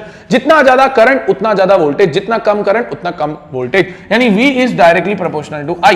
अच्छा, अब इसके लिए इन्होंने ये प्रोपोर्शनलिटी का साइन बताने के लिए लाया resistance. Resistance is equals to V upon I। यानी रेजिस्टेंस का काम क्या होता है? रेजिस्टेंस का काम होता है करंट को रोकना, हिंडर करना, रेजिस्ट करना। और आप ध्यान रखेंगे रेजिस्टेंस I के इनवर्सली प्रोपोर्शनल होता है। इनवर्सली प्रोपोर्शनल यानी ज्यादा करंट चाहिए तो कम रेजिस्टेंस लगाओ, कम करंट चाहिए तो ज्यादा रेजिस्टेंस लगाओ। रेजिस्टेंस की ऐसी यूनिट होती है ओम। रेजिस्टेंस की ऐसी यूनिट होती है ओम। सर अब रेजिस्टर के फैक्टर्स क्या क्या होते हैं वो भी बता दो। 4 फैक्टर्स होते हैं, length of conductor, area of conductor, nature of material, temperature. सबसे पहले अगर हम देखेंगे लेंथ ऑफ मटेरियल, लेंथ के अंदर बेसिकली जो रेजिस्टेंस होता है वो डायरेक्टली रिलेट करता है, यानी जब more the length the more the resistance, less the length less the resistance. Sir दूसरा जो होता है उसको हम बोलते हैं area of a conductor. Area के अंदर बेसिकली क्या होता है? Inversely proportional. जितना ज्यादा एरिया उतना कम रेजिस्टेंस, जितना कम एरिया उतना ज्यादा रेजिस्टेंस। ये दोनों ध्यान रखना। अब थर्ड जो रहता है वो सबसे इंपॉर्टेंट रहता है नेचर ऑफ मटेरियल। पहली इक्वेशन में हमने लिखा R is directly proportional to L, दूसरी इक्वेशन में लिखा R is inversely proportional to A। इन दोनों को कंबाइन करके हम L अपॉन A लिख सकते हैं। प्रोपोर्शनलिटी का साइन हटा के हम P रो लगा सकते हैं। ये जो P या रो जैसा साइन दिख रहा है इसको रो या रेजिस्टिविटी बोलते हैं। रेजिस्टिविटी एक स्पेशल प्रॉपर्टी होती है कंडक्टर की। इसकी एसआई यूनिट होती है ओम मीटर, इसकी एसआई यूनिट होती है ओम मीटर। अब ध्यान रखो, हम बचपन से पढ़ते आ रहे metals are good conductor of electricity, क्योंकि इनकी जो रेजिस्टिविटी होती है वो लो रहती है, और जो नॉन मेटल्स होते हैं वो बैड कंडक्टर होते हैं जिनकी रेजिस्टिविटी क्या होती है, हाई रहती है। चौथा टेम्परेचर रहता है, वैसे तो इतना काम का नहीं रहता, बट अगर पता हो तो बेसिकली टेम्परेचर बढ़ता है तो रेजिस्टेंस बढ़ाया जा सकता है। आगे आते हैं तो हम आते हैं सीरीज और पैरेलल के ऊपर। सीरीज कॉम्बिनेशन को ध्यान से समझ लो। सीरीज के अंदर कुछ ऐसा बनता है, सीरीज के अंदर कुछ ऐसा बनता है। टोटल रेजिस्टेंस का फॉर्मूला होता है R1 plus R2 plus R3। Series के अंदर ध्यान रखना सेम जाता है करंट, और जो वोल्टेज है वो क्या जाता है, डिफरेंट। सीरीज के अंदर कैसा रेजिस्टेंस आता है, मैक्सिमम इफेक्टिव रेजिस्टेंस आता है। मैक्सिमम इफेक्टिव रेजिस्टेंस आ रहा है तो मिनिमम करंट आएगा। सर पैरेलल की अगर बात करेंगे तो पैरेलल में कुछ ऐसा बनता है।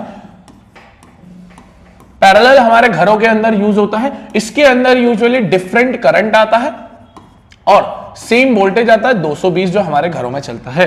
इसका फॉर्मूला होता है 1/R is equals to 1/R1 plus 1/R2 plus 1/R3। ध्यान रखने वाली चीज है कि इसका जो रेजिस्टेंस आता है वो मिनिमम इफेक्टिव रेजिस्टेंस आता है। रेजिस्टेंस अगर मिनिमम इफेक्टिव आ रहा है तो करंट हमेशा मैक्सिमम आएगा। इसके बाद जब हम आते हैं तो आते हैं पावर के ऊपर। पावर क्या होता है, power is defined as basically the work upon time या एनर्जी। वर्क एनर्जी सेम चलते हैं। पावर की ऐसा यूनिट क्या होती है, वॉट। एक यूनिट और होती है किलोवाट। एक किलोवाट में कितने वाट होते हैं, 1000 वाट। पावर का एक और फॉर्मूला याद होना चाहिए, वोल्टेज इनटू करंट। एक चीज और ध्यान रखना आपको, commercial unit of energy. Commercial unit of energy किसको बोलते हैं, किलोवाट आवर। जब भी ये पावर का क्वेश्चन आता है किलोवाट आवर से रिलेशन, याद रखना वॉट को किलोवाट में कन्वर्ट करना है। पैसों वाला क्वेश्चन इसमें से गारंटी आता है। इसके बाद आता है हमारा heating effect of electric current. बहुत सिंपल है। हीटिंग इफेक्ट का मतलब होता है जब आप किसी अप्लायंस से करंट पास करते हो तो वो हीट जनरेट करना चालू कर देती है। फॉर्मूला का डेरिवेशन आना चाहिए। फॉर्मूला है H is equals to I²RT। इसी को हम क्या भी बोलते हैं, joules law of heating. Joules law of heating के अकॉर्डिंग तीन चीजें, heat is directly proportional to I², heat is directly proportional to time, heat is directly proportional to resistance। ध्यान रखना हीट की ऐसा यूनिट क्या होती है, जूल्स होती है। This is the heating effect of electric current. अगला चैप्टर और लास्ट चैप्टर फिजिक्स का लेते हैं, magnetic effect of electric current. Magnetic effect of electric current start करने से पहले आपको एक चीज ध्यान रखनी है कि मैग्नेट का एक दायरा होता है, उस दायरे को हम बोलते हैं मैग्नेटिक फील्ड। क्या सर ये दायरा हम देख सकते हैं, ये दायरा होता क्या है, इस दायरे के अंदर ही मैग्नेट अपनी मैग्नेटिज्म को दिखाता है। यानी कोई आयरन ऑब्जेक्ट अट्रैक्ट हो जाएगा, रिपेल हो जाएगा, वो रहता है। अब सर इस दायरे को निकालने के लिए हम बेसिकली एक बार मैग्नेट लेते हैं। बार मैग्नेट के ऊपर आप छिड़क दो आयरन फिलिंग्स, तो एक पैटर्न देखने को मिलेगा। वो पैटर्न को ही हम क्या बोलते हैं, मैग्नेटिक फील्ड लाइंस। और ये आयरन फिलिंग्स से ही होता है। अब मैग्नेटिक फील्ड लाइंस की चार अलग अलग प्रॉपर्टी है। आप अगर देखो तो ये पैटर्न आपको देखने को मिलता है बार मैग्नेट के थ्रू। पहली प्रॉपर्टी है नॉर्थ पोल से साउथ पोल जाती है, but inside south to north जाती है। They always form close curves बनाती है। कभी भी आप बोलो तो ये सबसे ज्यादा स्ट्रॉन्गेस्ट किस पे दिखेगी, पोल्स के ऊपर। ये कभी इंटरसेक्ट नहीं होती। ये रहती है चार प्रॉपर्टीज मैग्नेटिक फील्ड लाइंस की। याद रखना ये इमेजिनरी लाइंस होती है जो हम खुद बनाते हैं। अब आ रहा है चैप्टर का main meaning, magnetic effect of electric current. कुछ नहीं, जब आप करंट पास करते हो तो वायर मैग्नेट बन जाती है। इसका यही मतलब है, वायर क्या बन जाती है, एक मैग्नेट बन जाती है। इसी इफेक्ट को क्या बोलते हैं, magnetic effect of electric current. इस चीज को पहली बार दिखाया था हैंस क्रिस्टियन ऑयस्टेड ने 1820 के अंदर। उन्होंने कुछ नहीं किया, एक वायर ली, उस वायर से करंट पास किया और लगा दी एक निडल। वो निडल डिफ्लेक्ट होना चालू हो गई, तो उन्होंने बोला कि हाँ भाई वायर एक मैग्नेट बन गई है। और उसी कॉन्सेप्ट को अब हम तीन तरीके से समझते हैं। तो देखो, ये ऑयस्टेड ने दिया था और ये मैग्नेटिक निडल डिफ्लेक्ट होना चालू हो गई थी। अब सर ये तीन अलग अलग तरीके से आप देखते हो। पहला देखते हो स्ट्रेट वायर, दूसरा देखते हो सर्कुलर वायर, तीसरा देखते हो सॉलिडॉइड। पहले स्ट्रेट वायर के थ्रू अगर देख लो जल्दी से। स्ट्रेट वायर बेसिकली मैंने क्या किया, मान लो मैंने एक कार्डबोर्ड ले लिया, एक वायर ले ली, यहां पर मैंने बैटरी लगा दी, ये ऐसे चल जाएगा। सर्कल्स कौन से बनते हैं सर, कॉन्सेंट्रिक सर्कल्स बनते हैं। कॉन्सेंट्रिक सर्कल्स को इनकी डायरेक्शन निकालने के लिए हम कौन सा यूज करते हैं, Maxwell's right hand thumb rule. क्या कहता है Maxwell's right hand thumb rule, thumb denote करेगा करंट की डायरेक्शन, फील्ड डिनोट करे, ये जो चार फिंगर से डिनोट करेगी फील्ड की डायरेक्शन। ये होता है Maxwell's right hand thumb rule. अच्छा ध्यान रखना, अगर हम अगर हम करंट की डायरेक्शन चेंज करते, रिवर्स करते, तो क्लॉकवाइज एंटी क्लॉकवाइज डायरेक्शन भी चेंज हो जाती है।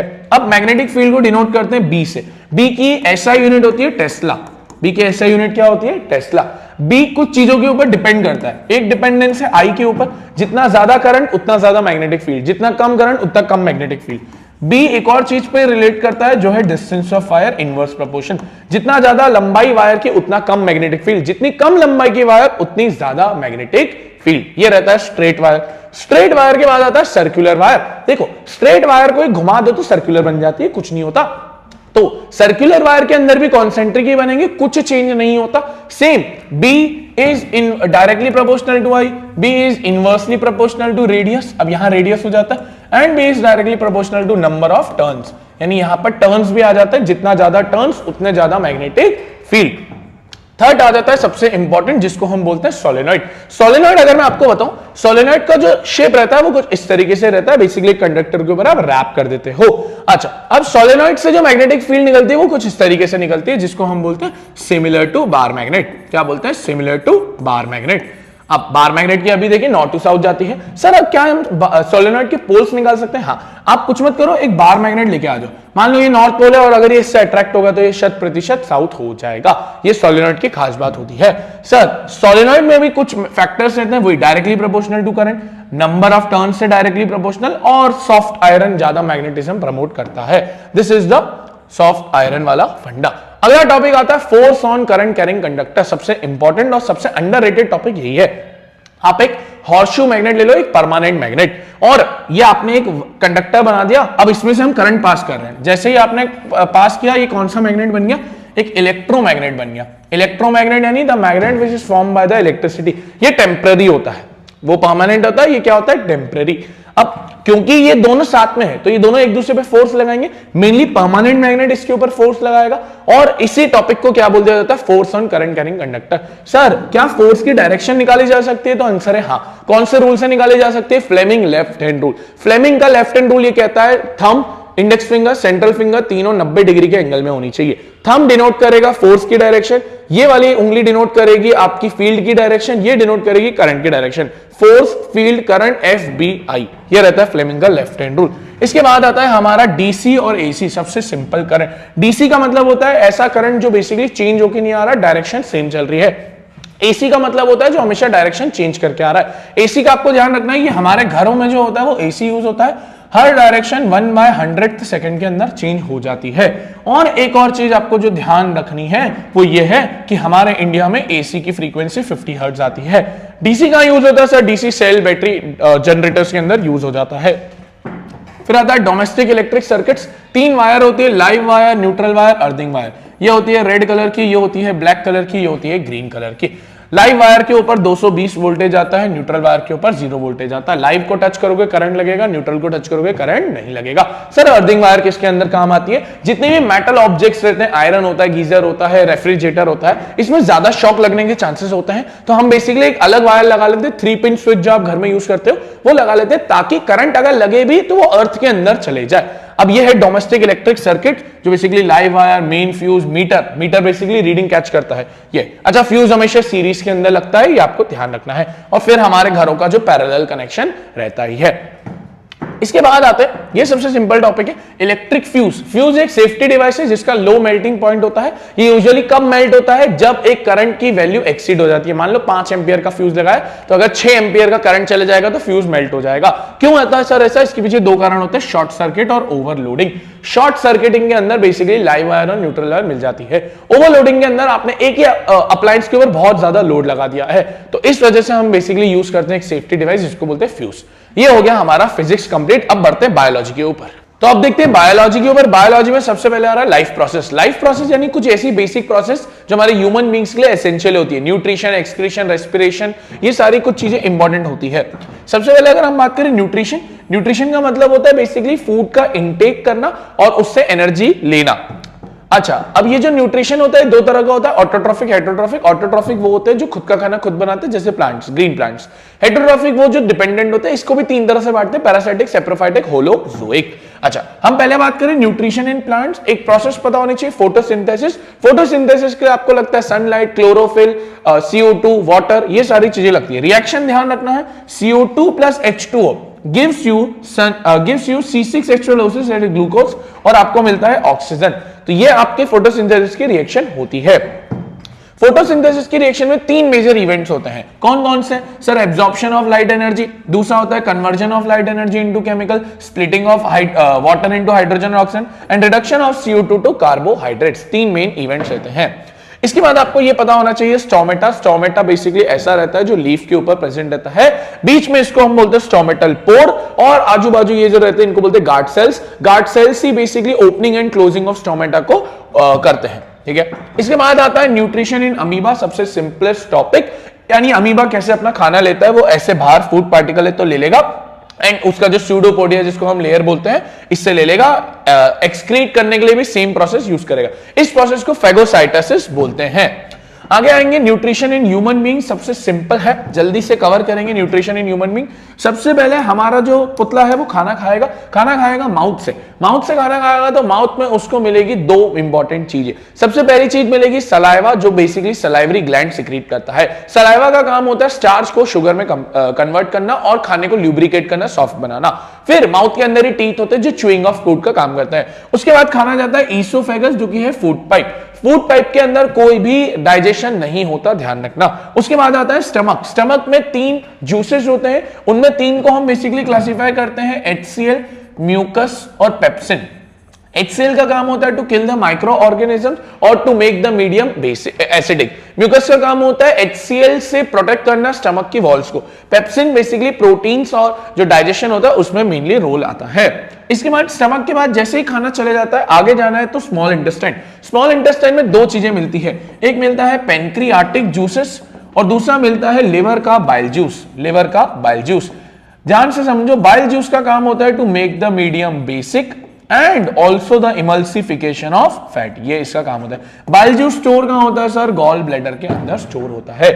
अब एब्जॉर्प्शन के लिए स्मॉल इंटेस्टाइन के रहते हैं विलाय। विलाय का काम होता है एब्जॉर्प्शन ऑफ फूड बेसिकली। इसके बाद जो बचा हुआ अनएब्जॉर्ब फूड है वो लार्ज इंटेस्टाइन में चले जाता है, रेक्टम में स्टोर होकर वो एनएस से पास हो जाता है, ये आपको ध्यान रखना है। फिर आता है रेस्पिरेशन। रेस्पिरेशन का मतलब होता है ऑक्सीजन का intake for getting the energy, यानी फूड को तोड़ के एनर्जी लेना। एनर्जी किस वे में लेते हैं सर हम? ATP, adenosine triphosphate. ध्यान रखना रेस्पिरेशन दो तरह का होता है, aerobic respiration, anaerobic respiration. Aerobic respiration जो होता है वो होता है प्रेजेंस ऑफ O2 के अंदर। एनएरोबिक रेस्पिरेशन जो होता है वो किसके अंदर होता है सर? एब्सेंस ऑफ O2 के अंदर। प्रेजेंस ऑफ O2 में हमारा ह्यूमन बीइंग चलता है, एब्सेंस में ईस्ट चलता है। अब ये फ्लो चार्ट सबसे इंपॉर्टेंट हो जाता है। ग्लूकोज 6 कार्बन है, टूटता है साइटोप्लाज्म के अंदर, पाइरुवेट बनता है 3 कार्बन। अब 3 मेन प्रोसेस आती है। पहला presence of O2, mitochondria. Mitochondria याद होना चाहिए पावर हाउस ऑफ सेल बोलते हैं, यही एरोबिक है। यहाँ CO2 plus water plus energy, ये ह्यूमन बीइंग्स में होता है। लैक ऑफ ऑक्सीजन यानी ऑक्सीजन की कमी है, यूजुअली जब हम एक्सरसाइज करते हैं तब होता है। मसल सेल्स के अंदर होता है, लैक्टिक एसिड बनता है। लैक्टिक एसिड से क्या आता है हमारी बॉडी के अंदर? क्रैम्प्स आते हैं, फिर एनर्जी निकलती है। एब्सेंस ऑफ O2 में आप देखो तो ईस्ट है। ईस्ट की इस प्रोसेस को हम क्या बोलते हैं सर? फर्मेंटेशन। ईस्ट की इस प्रोसेस को हम क्या बोलते हैं? फर्मेंटेशन। यहां बनता है इथेनॉल, C2H5OH, कार्बन डाइऑक्साइड और एनर्जी, ध्यान रखना। फिर आता है रेस्पिरेशन इन ह्यूमन, सबसे सिंपल है। नोज से हम बेसिकली हवा लेते हैं, नोज में रहते हैं नोज, नॉस्ट्रिल्स में रहती है नोज हेयर्स जो बेसिकली प्यूरिफिकेशन ऑफ एयर का काम करते हैं। फिर आता है फेरेंस। फेरेंस दो पाइप में डिवाइड होता है, फूड पाइप और wind pipe. Food pipe oesophagus, wind pipe trachea. फिर इसके बाद जाता है, फिर आप आते हो लंग्स के अंदर। लंग्स में बेसिकली डिवाइड होता है ब्रोंकाई, ब्रोंकाई प्लूरल सेंस में, ब्रोंकस सिंगुलर सेंस में। फिर अब इंटरनल आते हो तो आप आता है ब्रोंकियोल। ब्रोंकियल के बाद लास्ट में जो चीज आती है वो होती है एल्वियोल। एल्वियोल याद रखना बलून लाइक स्ट्रक्चर होता है जिसका मेन काम होता है एक्सचेंज ऑफ गैसेस। जिसका मेन काम क्या होता है सर? एक्सचेंज ऑफ गैसेस, यानी कार्बन डाइऑक्साइड को रिलीज करना, O2 को इनटेक करना, ध्यान रखना। फिर आता है रेस्पिरेशन इन प्लांट्स। रूट्स के अंदर देखोगे तो बेसिकली डिफ्यूजन के थ्रू होता है। जो रूट हेयर्स रहते हैं वो सारा ऑक्सीजन लेते हैं एंड देन पूरे बॉडी ऑर्गन्स तक वो पहुंचा देते हैं। इसके बाद आता है ह्यूमंस के एनिमल्स के अंदर फिश रहता है गिल्स से, अर्थवर्म स्किन से लेता है, ये कुछ आपको पता होना चाहिए। रेस्पिरेशन के बाद जब हम आगे बढ़ते हैं आता है अगला प्रोसेस ट्रांसपोर्टेशन। ट्रांसपोर्टेशन का मतलब होता है सब्सटेंस जब एक जगह से दूसरी जगह ट्रांसपोर्ट किया जा रहा है, यानी एक जगह से दूसरी जगह चीज को ट्रांसपोर्ट करना है ट्रांसपोर्टेशन। ट्रांसपोर्टेशन में अगर हम पढ़े ट्रांसपोर्टेशन इन प्लांट्स, उसके लिए दो टिश्यूज होते हैं। सबसे पहला टिश्यू है जाइलम, दूसरा टिश्यू है phloem. Xylem basically water transporting tissue, water और मिनरल्स ट्रांसफर करता है। फ्लोएम वही एक फूड ट्रांसफरिंग टिश्यू है, ध्यान रखना फूड जब ट्रांसफर होता है उस प्रोसेस को बोलते हैं ट्रांसलोकेशन। ये जाइलम और फ्लोएम का मेन वर्क होता है। इसके बाद ह्यूमन बींग्स के अंदर आते हैं तो ब्लड होता है रेड कलर का। रेड क्यों होता है? हीमोग्लोबिन की वजह से। हीमोग्लोबिन में आयरन सबसे ज्यादा पाया जाता है, इसलिए भी आपको रेड देखने को मिलेगा। 3-4 कंपोनेंट्स है। प्लाज्मा एक कलरलेस लिक्विड होता है जो यूजुअली 95% वाटर ही कंडक्ट करता है। RBC red blood cell, WBC white blood cell. White blood cell basically हमारे अंदर इंफेक्शन से फाइट करते हैं, इसलिए इनको बोलते हैं soldiers of our body. Platelets basically clotting में काम आते हैं, यानी चोट लग जाए तो खून से जो एक्सेस निकलता है वो पता होना चाहिए। ब्लड कैपिलरीज 3 होती है, arteries, veins, capillaries. Arteries basically oxygenated blood transfer करती है, इसके अंदर एक्सेप्शन है अयोटा और पल्मोनरी आर्टरी। वेन्स बेसिकली आप देखो तो ये डीऑक्सीजनेटेड ब्लड ट्रांसफर करती है और इसके अंदर भी एक्सेप्शन है बेसिकली वेना केवा और पल्मोनरी वेन। और आर्टरीज थिक वॉल्ड रहती है, ये थिन वॉल्ड रहती है। इसके बाद आता है कैपिलरीज जो बेसिकली कनेक्टिंग रहता है। ह्यूमन बींग्स का कितने चेंबर हार्ट है सर? 4 चेंबर हार्ट है। Right आर्टियम, right ventricle, left आर्टियम, left ventricle. बीच में जो लेयर दिख रही है इस लेयर को बोलते हैं सेप्टम, जो बेसिकली ऑक्सीजनेटेड ब्लड और डीऑक्सीजनेटेड ब्लड को अलग अलग रखती है। अब बॉडी ऑर्गन से गंदा ब्लड, डीऑक्सीजनेटेड ब्लड बेसिकली जाता है और उसको कौन ले जाता है? Main vein basically vena cava जो डीऑक्सीजनेटेड ब्लड ले जाती है। राइट आर्टियम में गया, राइट आर्टियम से राइट वेंट्रिकल, राइट वेंट्रिकल से लंग्स तक जाता है। लंग्स उसे क्या प्रोवाइड करते हैं? ऑक्सीजन। लंग्स तक लेके कौन जाता है? Pulmonary artery. फिर लंग्स से वापस ये बॉडी ऑर्गन्स तक आना है तो लंग्स से लेफ्ट आर्टियम तक लेके आती है पल्मोनरी वेन। कौन सा ब्लड? ऑक्सीजनेटेड। लेफ्ट आर्टियम किसको दे देता है? लेफ्ट वेंट्रिकल को। इसके बाद मेन आर्टरी एओर्टा लेके आती है बॉडी ऑर्गन्स तक। इसमें वाल्व्स रहती है जो बेसिकली बैकफ्लो को प्रिवेंट करती है। ब्लड कितनी बार आया? 2 बार, इसलिए इसको क्या बोलेंगे? Double circulation. फिर आता है एक्सक्रीशन। एक्सक्रीशन का मतलब होता है removal of waste, removal of जो पार्टिकल्स रहते हैं वो। अच्छा, अब यही प्रोसेस ह्यूमन बींग्स में जब होती है तो पहले आप प्लांट्स में देख लो, प्लांट्स में CO2 वाटर, जब वाटर निकलता है इस प्रोसेस को क्या बोलते हैं? ट्रांसपीरेशन। क्या बोलते हैं? ट्रांसपीरेशन, जब रिमूवल ऑफ वाटर होता है। अब एक चीज ध्यान रखने वाली है कि ह्यूमन बींग्स के अंदर जो किडनी रहती है वो सबसे इंपॉर्टेंट एक्सक्रीशन यूनिट मानी जाती है। बीन लाइक शेप रहता है, यूरेटर से ये पास होता है बेसिकली, यानी ये जो यूरिन है जब पूरा एब्जॉर्ब हो जाता है और जो भी इंपॉर्टेंट चीज है वो सब एब्जॉर्ब होने के बाद यूरेटर से ये पास होता है, ब्लैडर के अंदर ये स्टोर होता है, यूरेथ्रा से ये पास आउट हो जाता है। इसके बाद जब हम देखते हैं तो किडनी की फंक्शनल यूनिट क्या होती है? नेफ्रॉन। नेफ्रॉन सबसे इंपॉर्टेंट है, ये एब्जॉर्प्शन जो भी है जो बच गया यानी जो इंपॉर्टेंट चीज है उसको एब्जॉर्ब करने के काम आती है। इसके बाद आता है हीमोडायलिसिस यानी आर्टिफिशियल किडनी। ब्लड प्रेशर और ये जो स्पाइगोनोमोनोमीटर है इसको आपको ध्यान रखना है, ज्यादा इंपॉर्टेंट है नहीं ये। आगे बढ़ पाते हैं कंट्रोल एंड कोऑर्डिनेशन के ऊपर। कंट्रोल एंड कोऑर्डिनेशन बड़ा सिंपल चैप्टर है, यानी इसके अंदर बेसिकली ब्रेन, स्पाइनल कॉर्ड, यानी ह्यूमन बींग्स और प्लांट्स के अंदर क्या क्या ऐसी चीजें जो कंट्रोल करने की चीजें काम आती है। 4 हार्मोन से auxin, gibberellin, cytokinin, abscisic acid plant के अंदर। याद रखना ये जो शुरू के 3 है ये ग्रोथ प्रोवाइडर हार्मोन है और जो लास्ट वाला है ये ग्रोथ इनहिबिटर है, यानी ग्रोथ को रोकने का काम करता है। Auxin basically cell enlargement, cell differentiation tips से प्रेजेंट रहता है, रूट टिप्स या shoot tips. Gibberellins shoot elongation का काम करता है और स्टेम इलोंगेशन का भी काम यही करता है। साइटोकिन सेल डिवीजन में हेल्प करता है, एजिंग को डिले करता है, क्लोजिंग ओपनिंग ऑफ स्टोमेटा को प्रिवेंट करता है। और याद रखना है आपको कि ग्रोथ इनहिबिटर हार्मोन ग्रोथ को रोकता है, promotes closing of stomata. Xerophytes यानी सूखे प्लांट्स इसमें ट्रांसपिरेशन को रोकता है और टॉलरेंस पावर को बढ़ाता है। अब प्लांट के बहुत सारे मूवमेंट है, जिस मूवमेंट में हम देखते हैं 2, tropic movement, nastic movement. Tropic movement directional movement है जो एक्सटर्नल स्टिमुलस के प्रति डिपेंड करता है। मान लो कोई सन की लाइट राइट से आ रही तो प्लांट भी राइट की तरफ शिफ्ट हो जाएगा।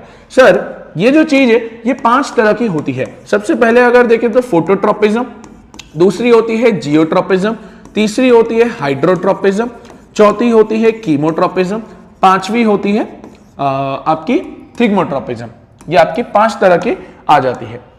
अगर इन 5 को समझे ध्यान से, phototropism is basically for sunlight, geotropism is for gravity, hydrotropism is for water, chemotropism is for chemical, thigmotropism is for support. याद रखना सनलाइट के रेफरेंस में जो शूट्स होते हैं वो पॉजिटिव मूवमेंट शो करती है, जो रूट्स होते हैं वो नेगेटिव शो करती है। जियो के अंदर ग्रेविटी के रेफरेंस में अगर आप देखो तो रूट्स जो है, जो जड़ है वो पॉजिटिव मूवमेंट शो करती है, जो शूट होती है वो नेगेटिव मूवमेंट शो करती है। ये 5 तरह का रहता है।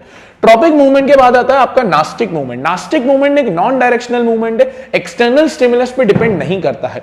इसके अंदर आप 2 को क्लासिफाई करते हो, थिग्मोटैक्टिक और नेस्टिनास्टिक। थिग्मोटैक्टिक बेसिकली टच के रेफरेंस में होता है, जिसमें टच मी नॉड आता है। दूसरा बेसिकली जो डे और नाइट के रेफरेंस में आ जाता है, ये आपको ध्यान रखने वाली चीज है। फिर आता है human nervous system. Human nervous system की सबसे इंपॉर्टेंट चीज क्या है? Neuron. Neuron functional unit of brain होती है, जिसका शेप कुछ इस तरीके से रहता है। अब अगर देखो ये कुछ इस तरीके से रहता है, इसको हम बोलते हैं डेंड्राइट, इसको हम बोलते हैं एक्सॉन, इसको हम बोलते हैं नर्व एंडिंग।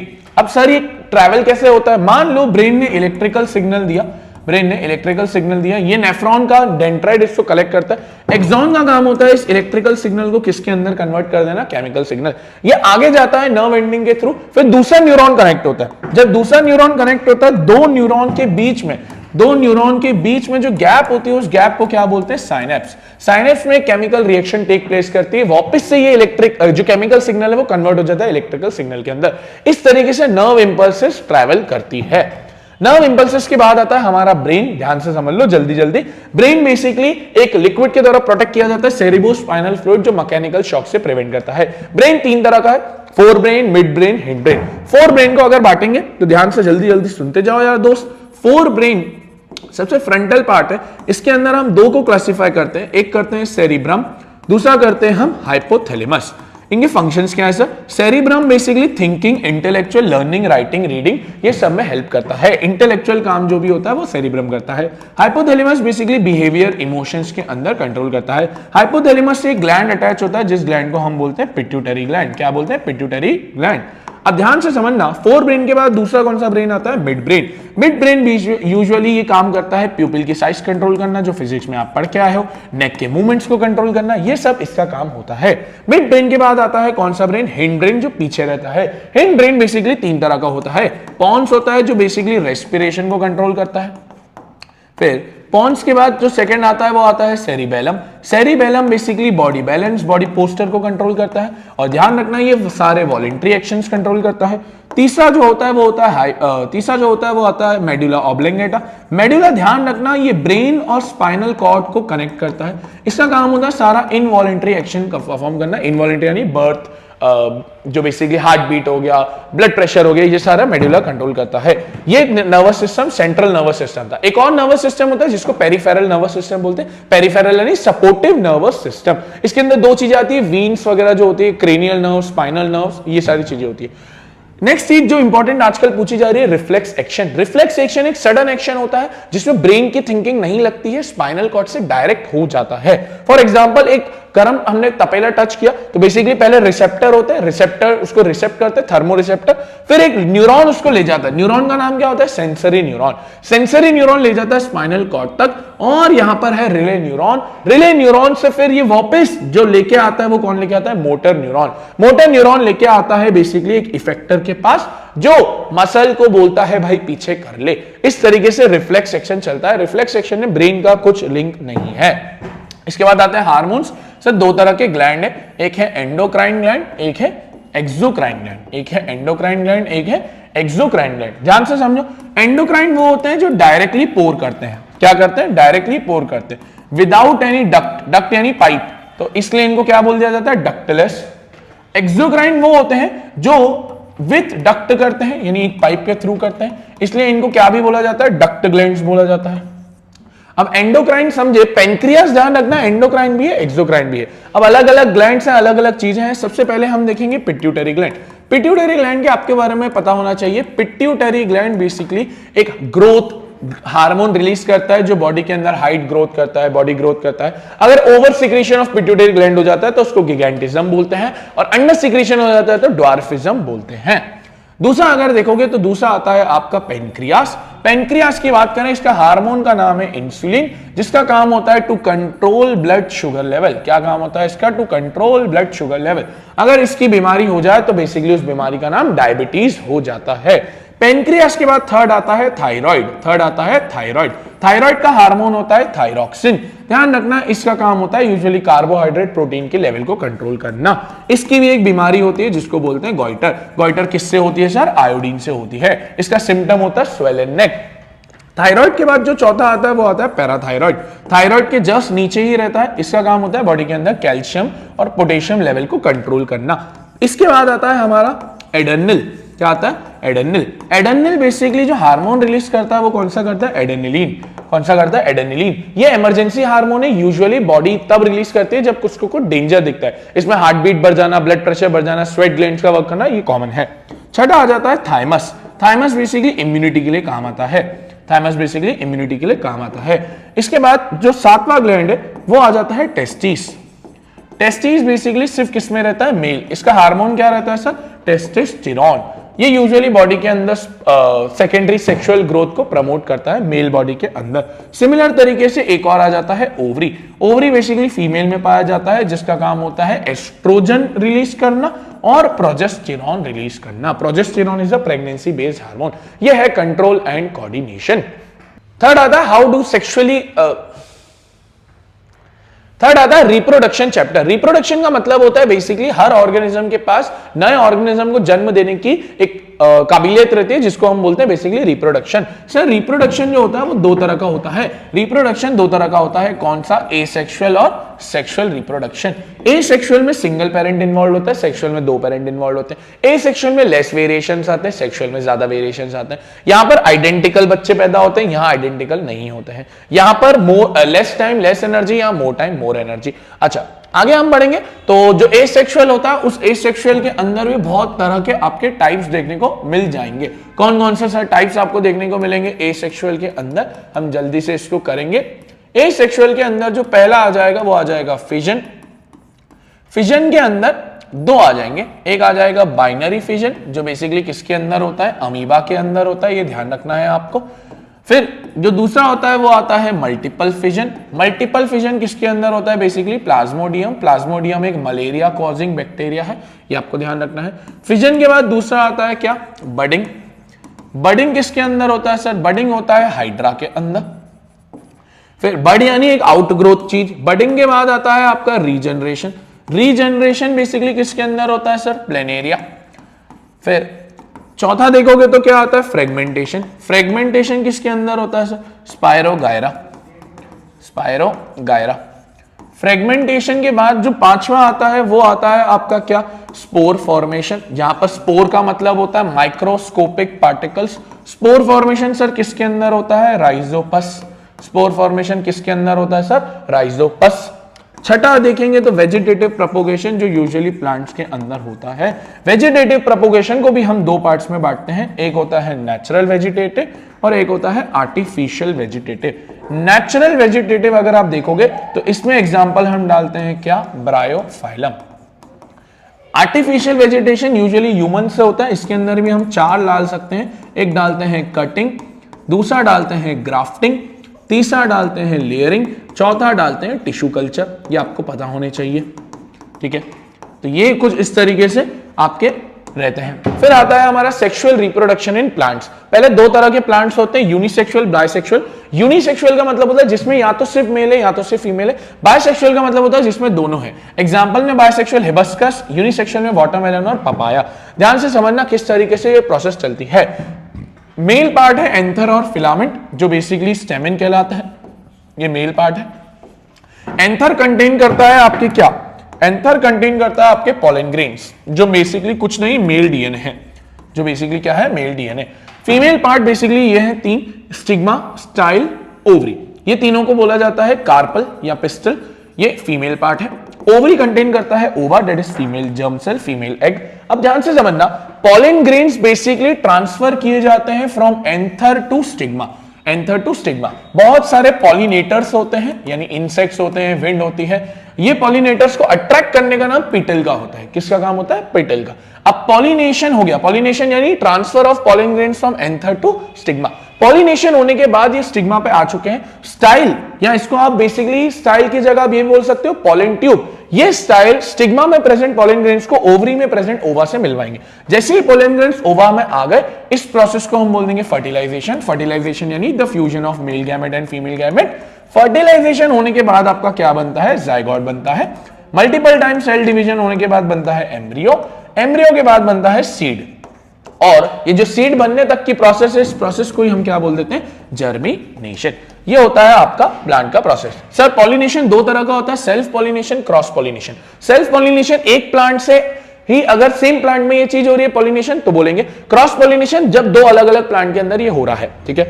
फिर आता है आपका ये प्लांट का कि अगर आप एक सीड निकालो तो आपको क्या देखने को मिलेगा, टॉप पार्ट दिखेगा प्लूमिल जो फ्यूचर शूट है, नीचे वाला पार्ट दिखेगा रेडिकल जो फ्यूचर रूट है, और ये दिखेगा कॉटलेडोन जो फूड स्टोर करेगा फ्यूचर में जाके। ह्यूमन रिप्रोडक्शन के अंदर आते हैं। ह्यूमन रिप्रोडक्शन सबसे सिंपल है। ह्यूमन रिप्रोडक्शन में सबसे पहले male reproductive system, male reproductive system का जो मेन ऑर्गन है वो है टेस्टिस, मेन ऑर्गन है वो है टेस्टिस। टेस्टिस रिलीज करता है टेस्टोस्टेरोन, अभी देखते हैं। इसका एक और काम होता है फॉर्मेशन ऑफ स्पर्म्स, इसका एक और काम होता है फॉर्मेशन ऑफ स्पर्म। स्पर्म्स ऐसी होती है, it is a short head with long tail. इस स्पर्म के जो यहां पर रहता है एक लिक्विड भरा रहता है, इस लिक्विड को बोलते हैं सीमेन। सर यही क्या है, एक मेल डीएनए। अच्छा, स्पर्म्स को एक मिनिमम टेम्परेचर होता है, मिनिमम टेम्परेचर देने का काम किसका होता है, स्क्रोटम। सर अब इन स्पर्म्स को लेके कौन जाएगा, इन स्पर्म्स को लेके जाने का काम किसका है, वासा डेफरेंशिया, ये ले जाता है। सर इसके बीच में दो चीजें मिलती है, एक मिलता है प्रोस्टेट ग्लैंड का सिक्रीशन, एक मिलता है सेमाइनल वेसिकल का सिक्रीशन। ये बेसिकली नरिशमेंट ऐड करते हैं जो इजी ट्रांसपोर्ट करने में हेल्प करता है।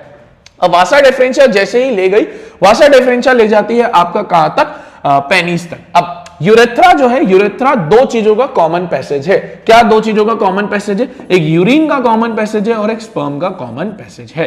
तो ये होता है ह्यूमन का मेल रिप्रोडक्टिव सिस्टम। अब आ जाओ female reproductive system. Female reproductive system में सबसे पहले है ओवरी, वही जो एस्ट्रोजन और प्रोजेस्टेरोन रिलीज करती है। मेन है ओवर रिलीज करना, पेयर ऑफ ओवरी रहती है, ये आपको ध्यान रखने वाली चीज है। अब होगा क्या, आपके जो स्पर्म से जो मेल बॉडी के अंदर है वो रिलीज होगी थ्रू दी पेनिस और वो ट्रेवल करेगी वजाइना के थ्रू, वो ट्रेवल करेगी वजाइना के थ्रू। वजाइना बेसिकली कुछ नहीं है, it provides entry to sperms. क्या प्रोवाइड करता है सर, ये स्पर्म्स को एंट्री प्रोवाइड करता है। जैसे ही वजाइना के थ्रू जो स्पर्म्स है वो ऊपर ट्रेवल कर रही है, ऊपर ट्रेवल करते करते जब ये यहां तक जाएगी, यहां से ओवा निकलेगा, फेलोपियन ट्यूब, और बेसिकली यहां से स्पर्म्स यहां पर इनका फ्यूजन हो जाएगा। क्या हो जाएगा, फ्यूजन। फ्यूजन यानी फर्टिलाइजेशन। तो सर फर्टिलाइजेशन कहां हुआ, फर्टिलाइजेशन हुआ आपका किसके अंदर, फेलोपियन ट्यूब के अंदर। यहां इसको ओविडक्ट भी बोल सकते हो। फर्टिलाइजेशन होने के बाद हमें पता है क्या बनता है, जायगोट बनता है। जायगोट के बाद मल्टीपल टाइम सेल डिवाइड होने के बाद बनता है एम्ब्रियो। क्या बनता है, एम्ब्रियो। क्या सर एम्ब्रियो यहां आ सकता है, नहीं, एम्ब्रियो को आपको यूटेरस में डालना पड़ता है, वॉम में डालना पड़ता है। तो एम्ब्रियो का इंप्लांटेशन कहां किया जाता है, यूटेरस। आफ्टर 9 मंथ्स जब बेबी रिलीज होने वाला होता है तो उसको वजाइना के थ्रू ही रिलीज कर देते हैं, जहां सर्विक्स उसको हेल्प करता है। ध्यान से समझना, अगर एग फर्टिलाइज नहीं होता है, अगर एग फर्टिलाइज नहीं होता है तो यानी जो एग है वो फर्टिलाइज नहीं हुआ है तो वो बेसिकली एक वेस्ट की तरह वजाइना के थ्रू निकल जाएगा। मेंस्ट्रुएशन इस प्रोसेस का नाम बोल देते हैं। और वजाइना के थ्रू जब ये निकलेगा तो ब्लीडिंग और म्यूकस के फॉर्म में निकलेगा। सेकेंडली, बेबी को न्यूट्रिशन कैसे मिलेगा, बेबी को एक पाइप के थ्रू न्यूट्रिशन मिलेगा, जिस पाइप का नाम है प्लेसेंटा। यही न्यूट्रिशन और एक्सक्रीशन में हेल्प करता है। मेंस्ट्रुएशन मैंने बता दिया, जब ये स्टार्ट होता है इसको मेनार्च बोलते हैं, जब ये खत्म होता है इसको मेनोपॉज बोलते हैं।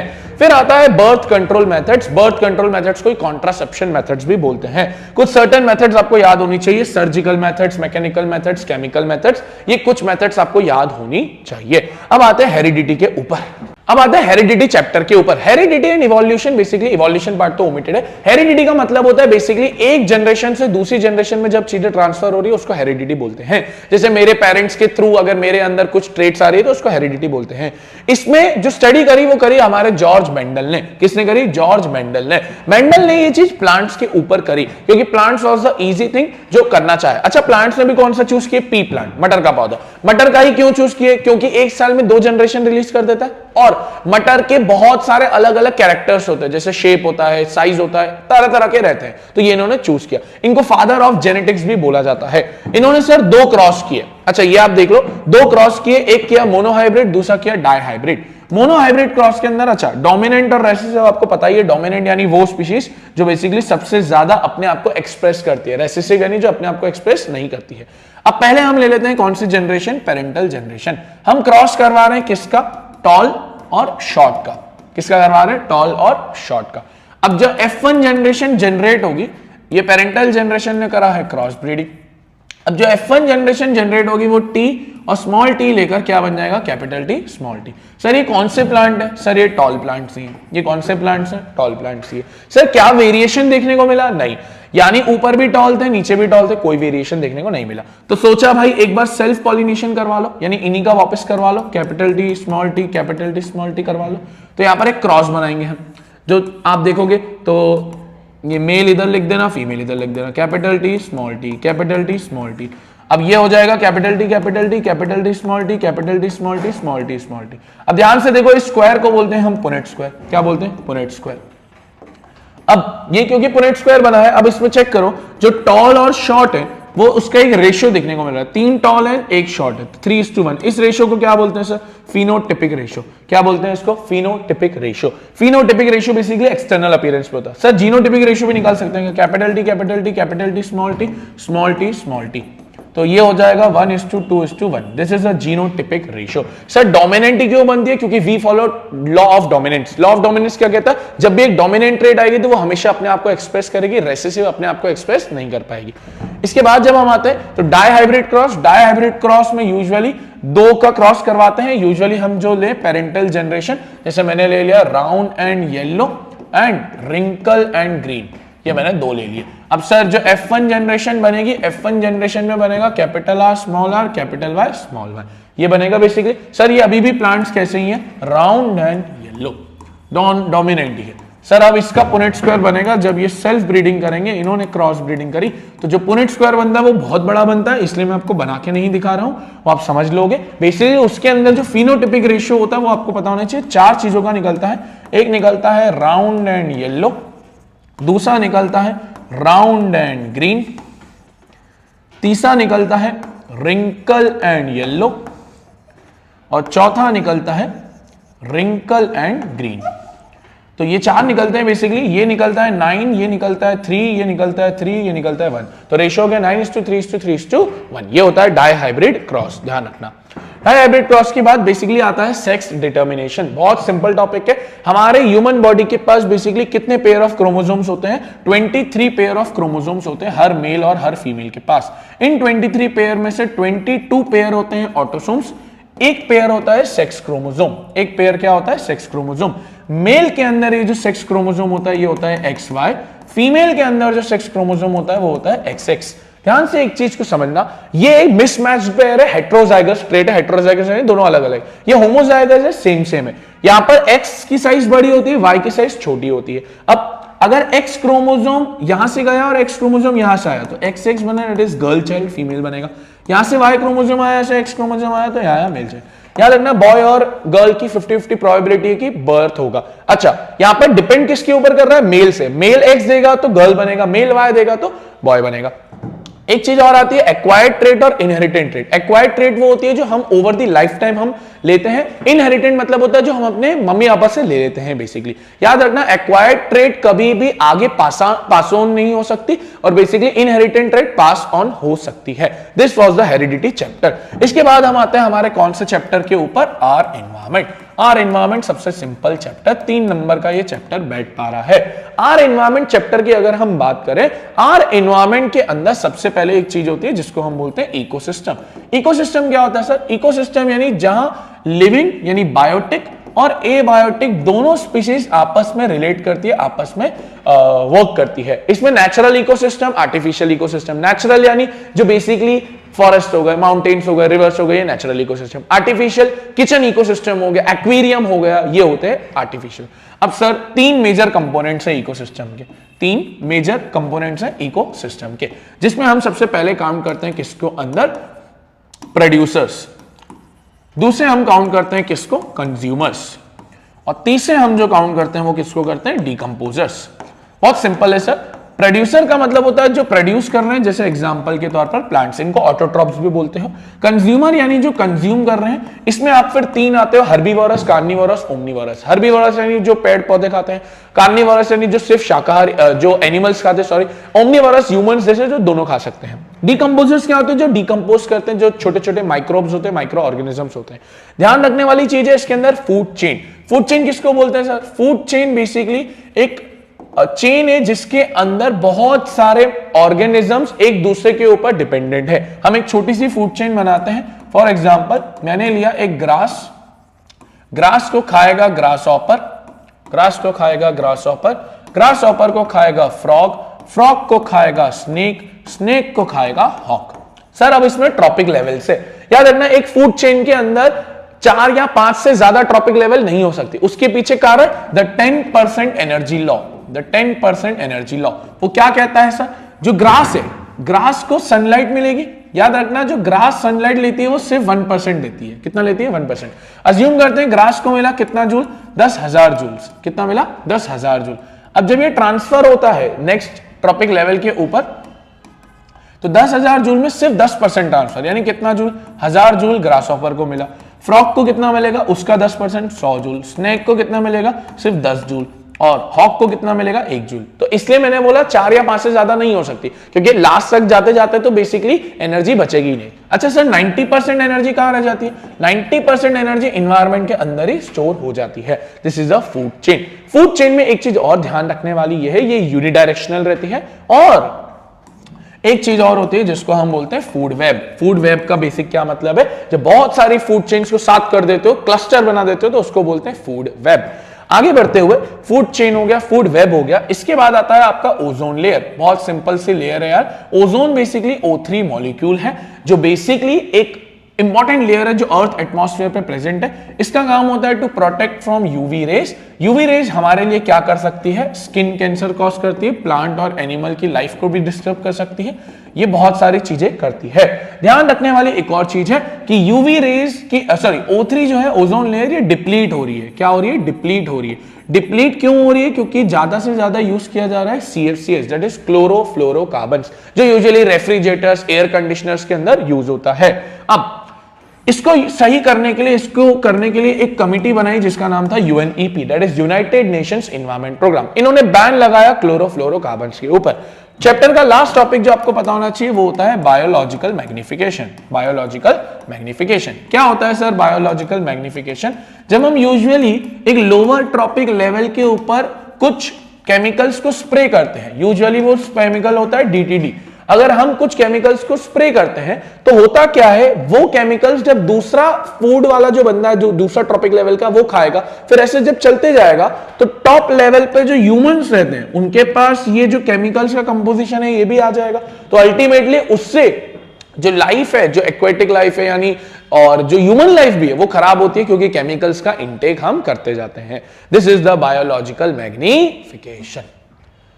तो कुछ इस तरीके से हमने फिजिक्स, केमिस्ट्री, बायो तीनों का रिवीजन कंप्लीट कर दिया। बहुत मेहनत लगी यार, और नॉन स्टॉप बोला है, तो इस वीडियो को लाइक कर देना, शेयर कर देना। सबसे टॉप मोस्ट होनी चाहिए कि यार ये एक ऐसी वीडियो होने वाली है जो आपके लिए सबसे ज्यादा काम आएगी। और अभी तो टॉप 40 क्वेश्चंस आप देखें, रीजन असर्शन देखें, ऐसी तमाम वीडियोस है। अभी हम लाइव स्ट्रीम लेके आ रहे हैं, तो आपके लिए साइंस विद सूरज का जो वादा था 80 आउट ऑफ 80 का, वो हम पूरा कर रहे हैं। सो मिलते हैं नेक्स्ट वीडियो के अंदर। Thank you for watching this video. Radhe Radhe.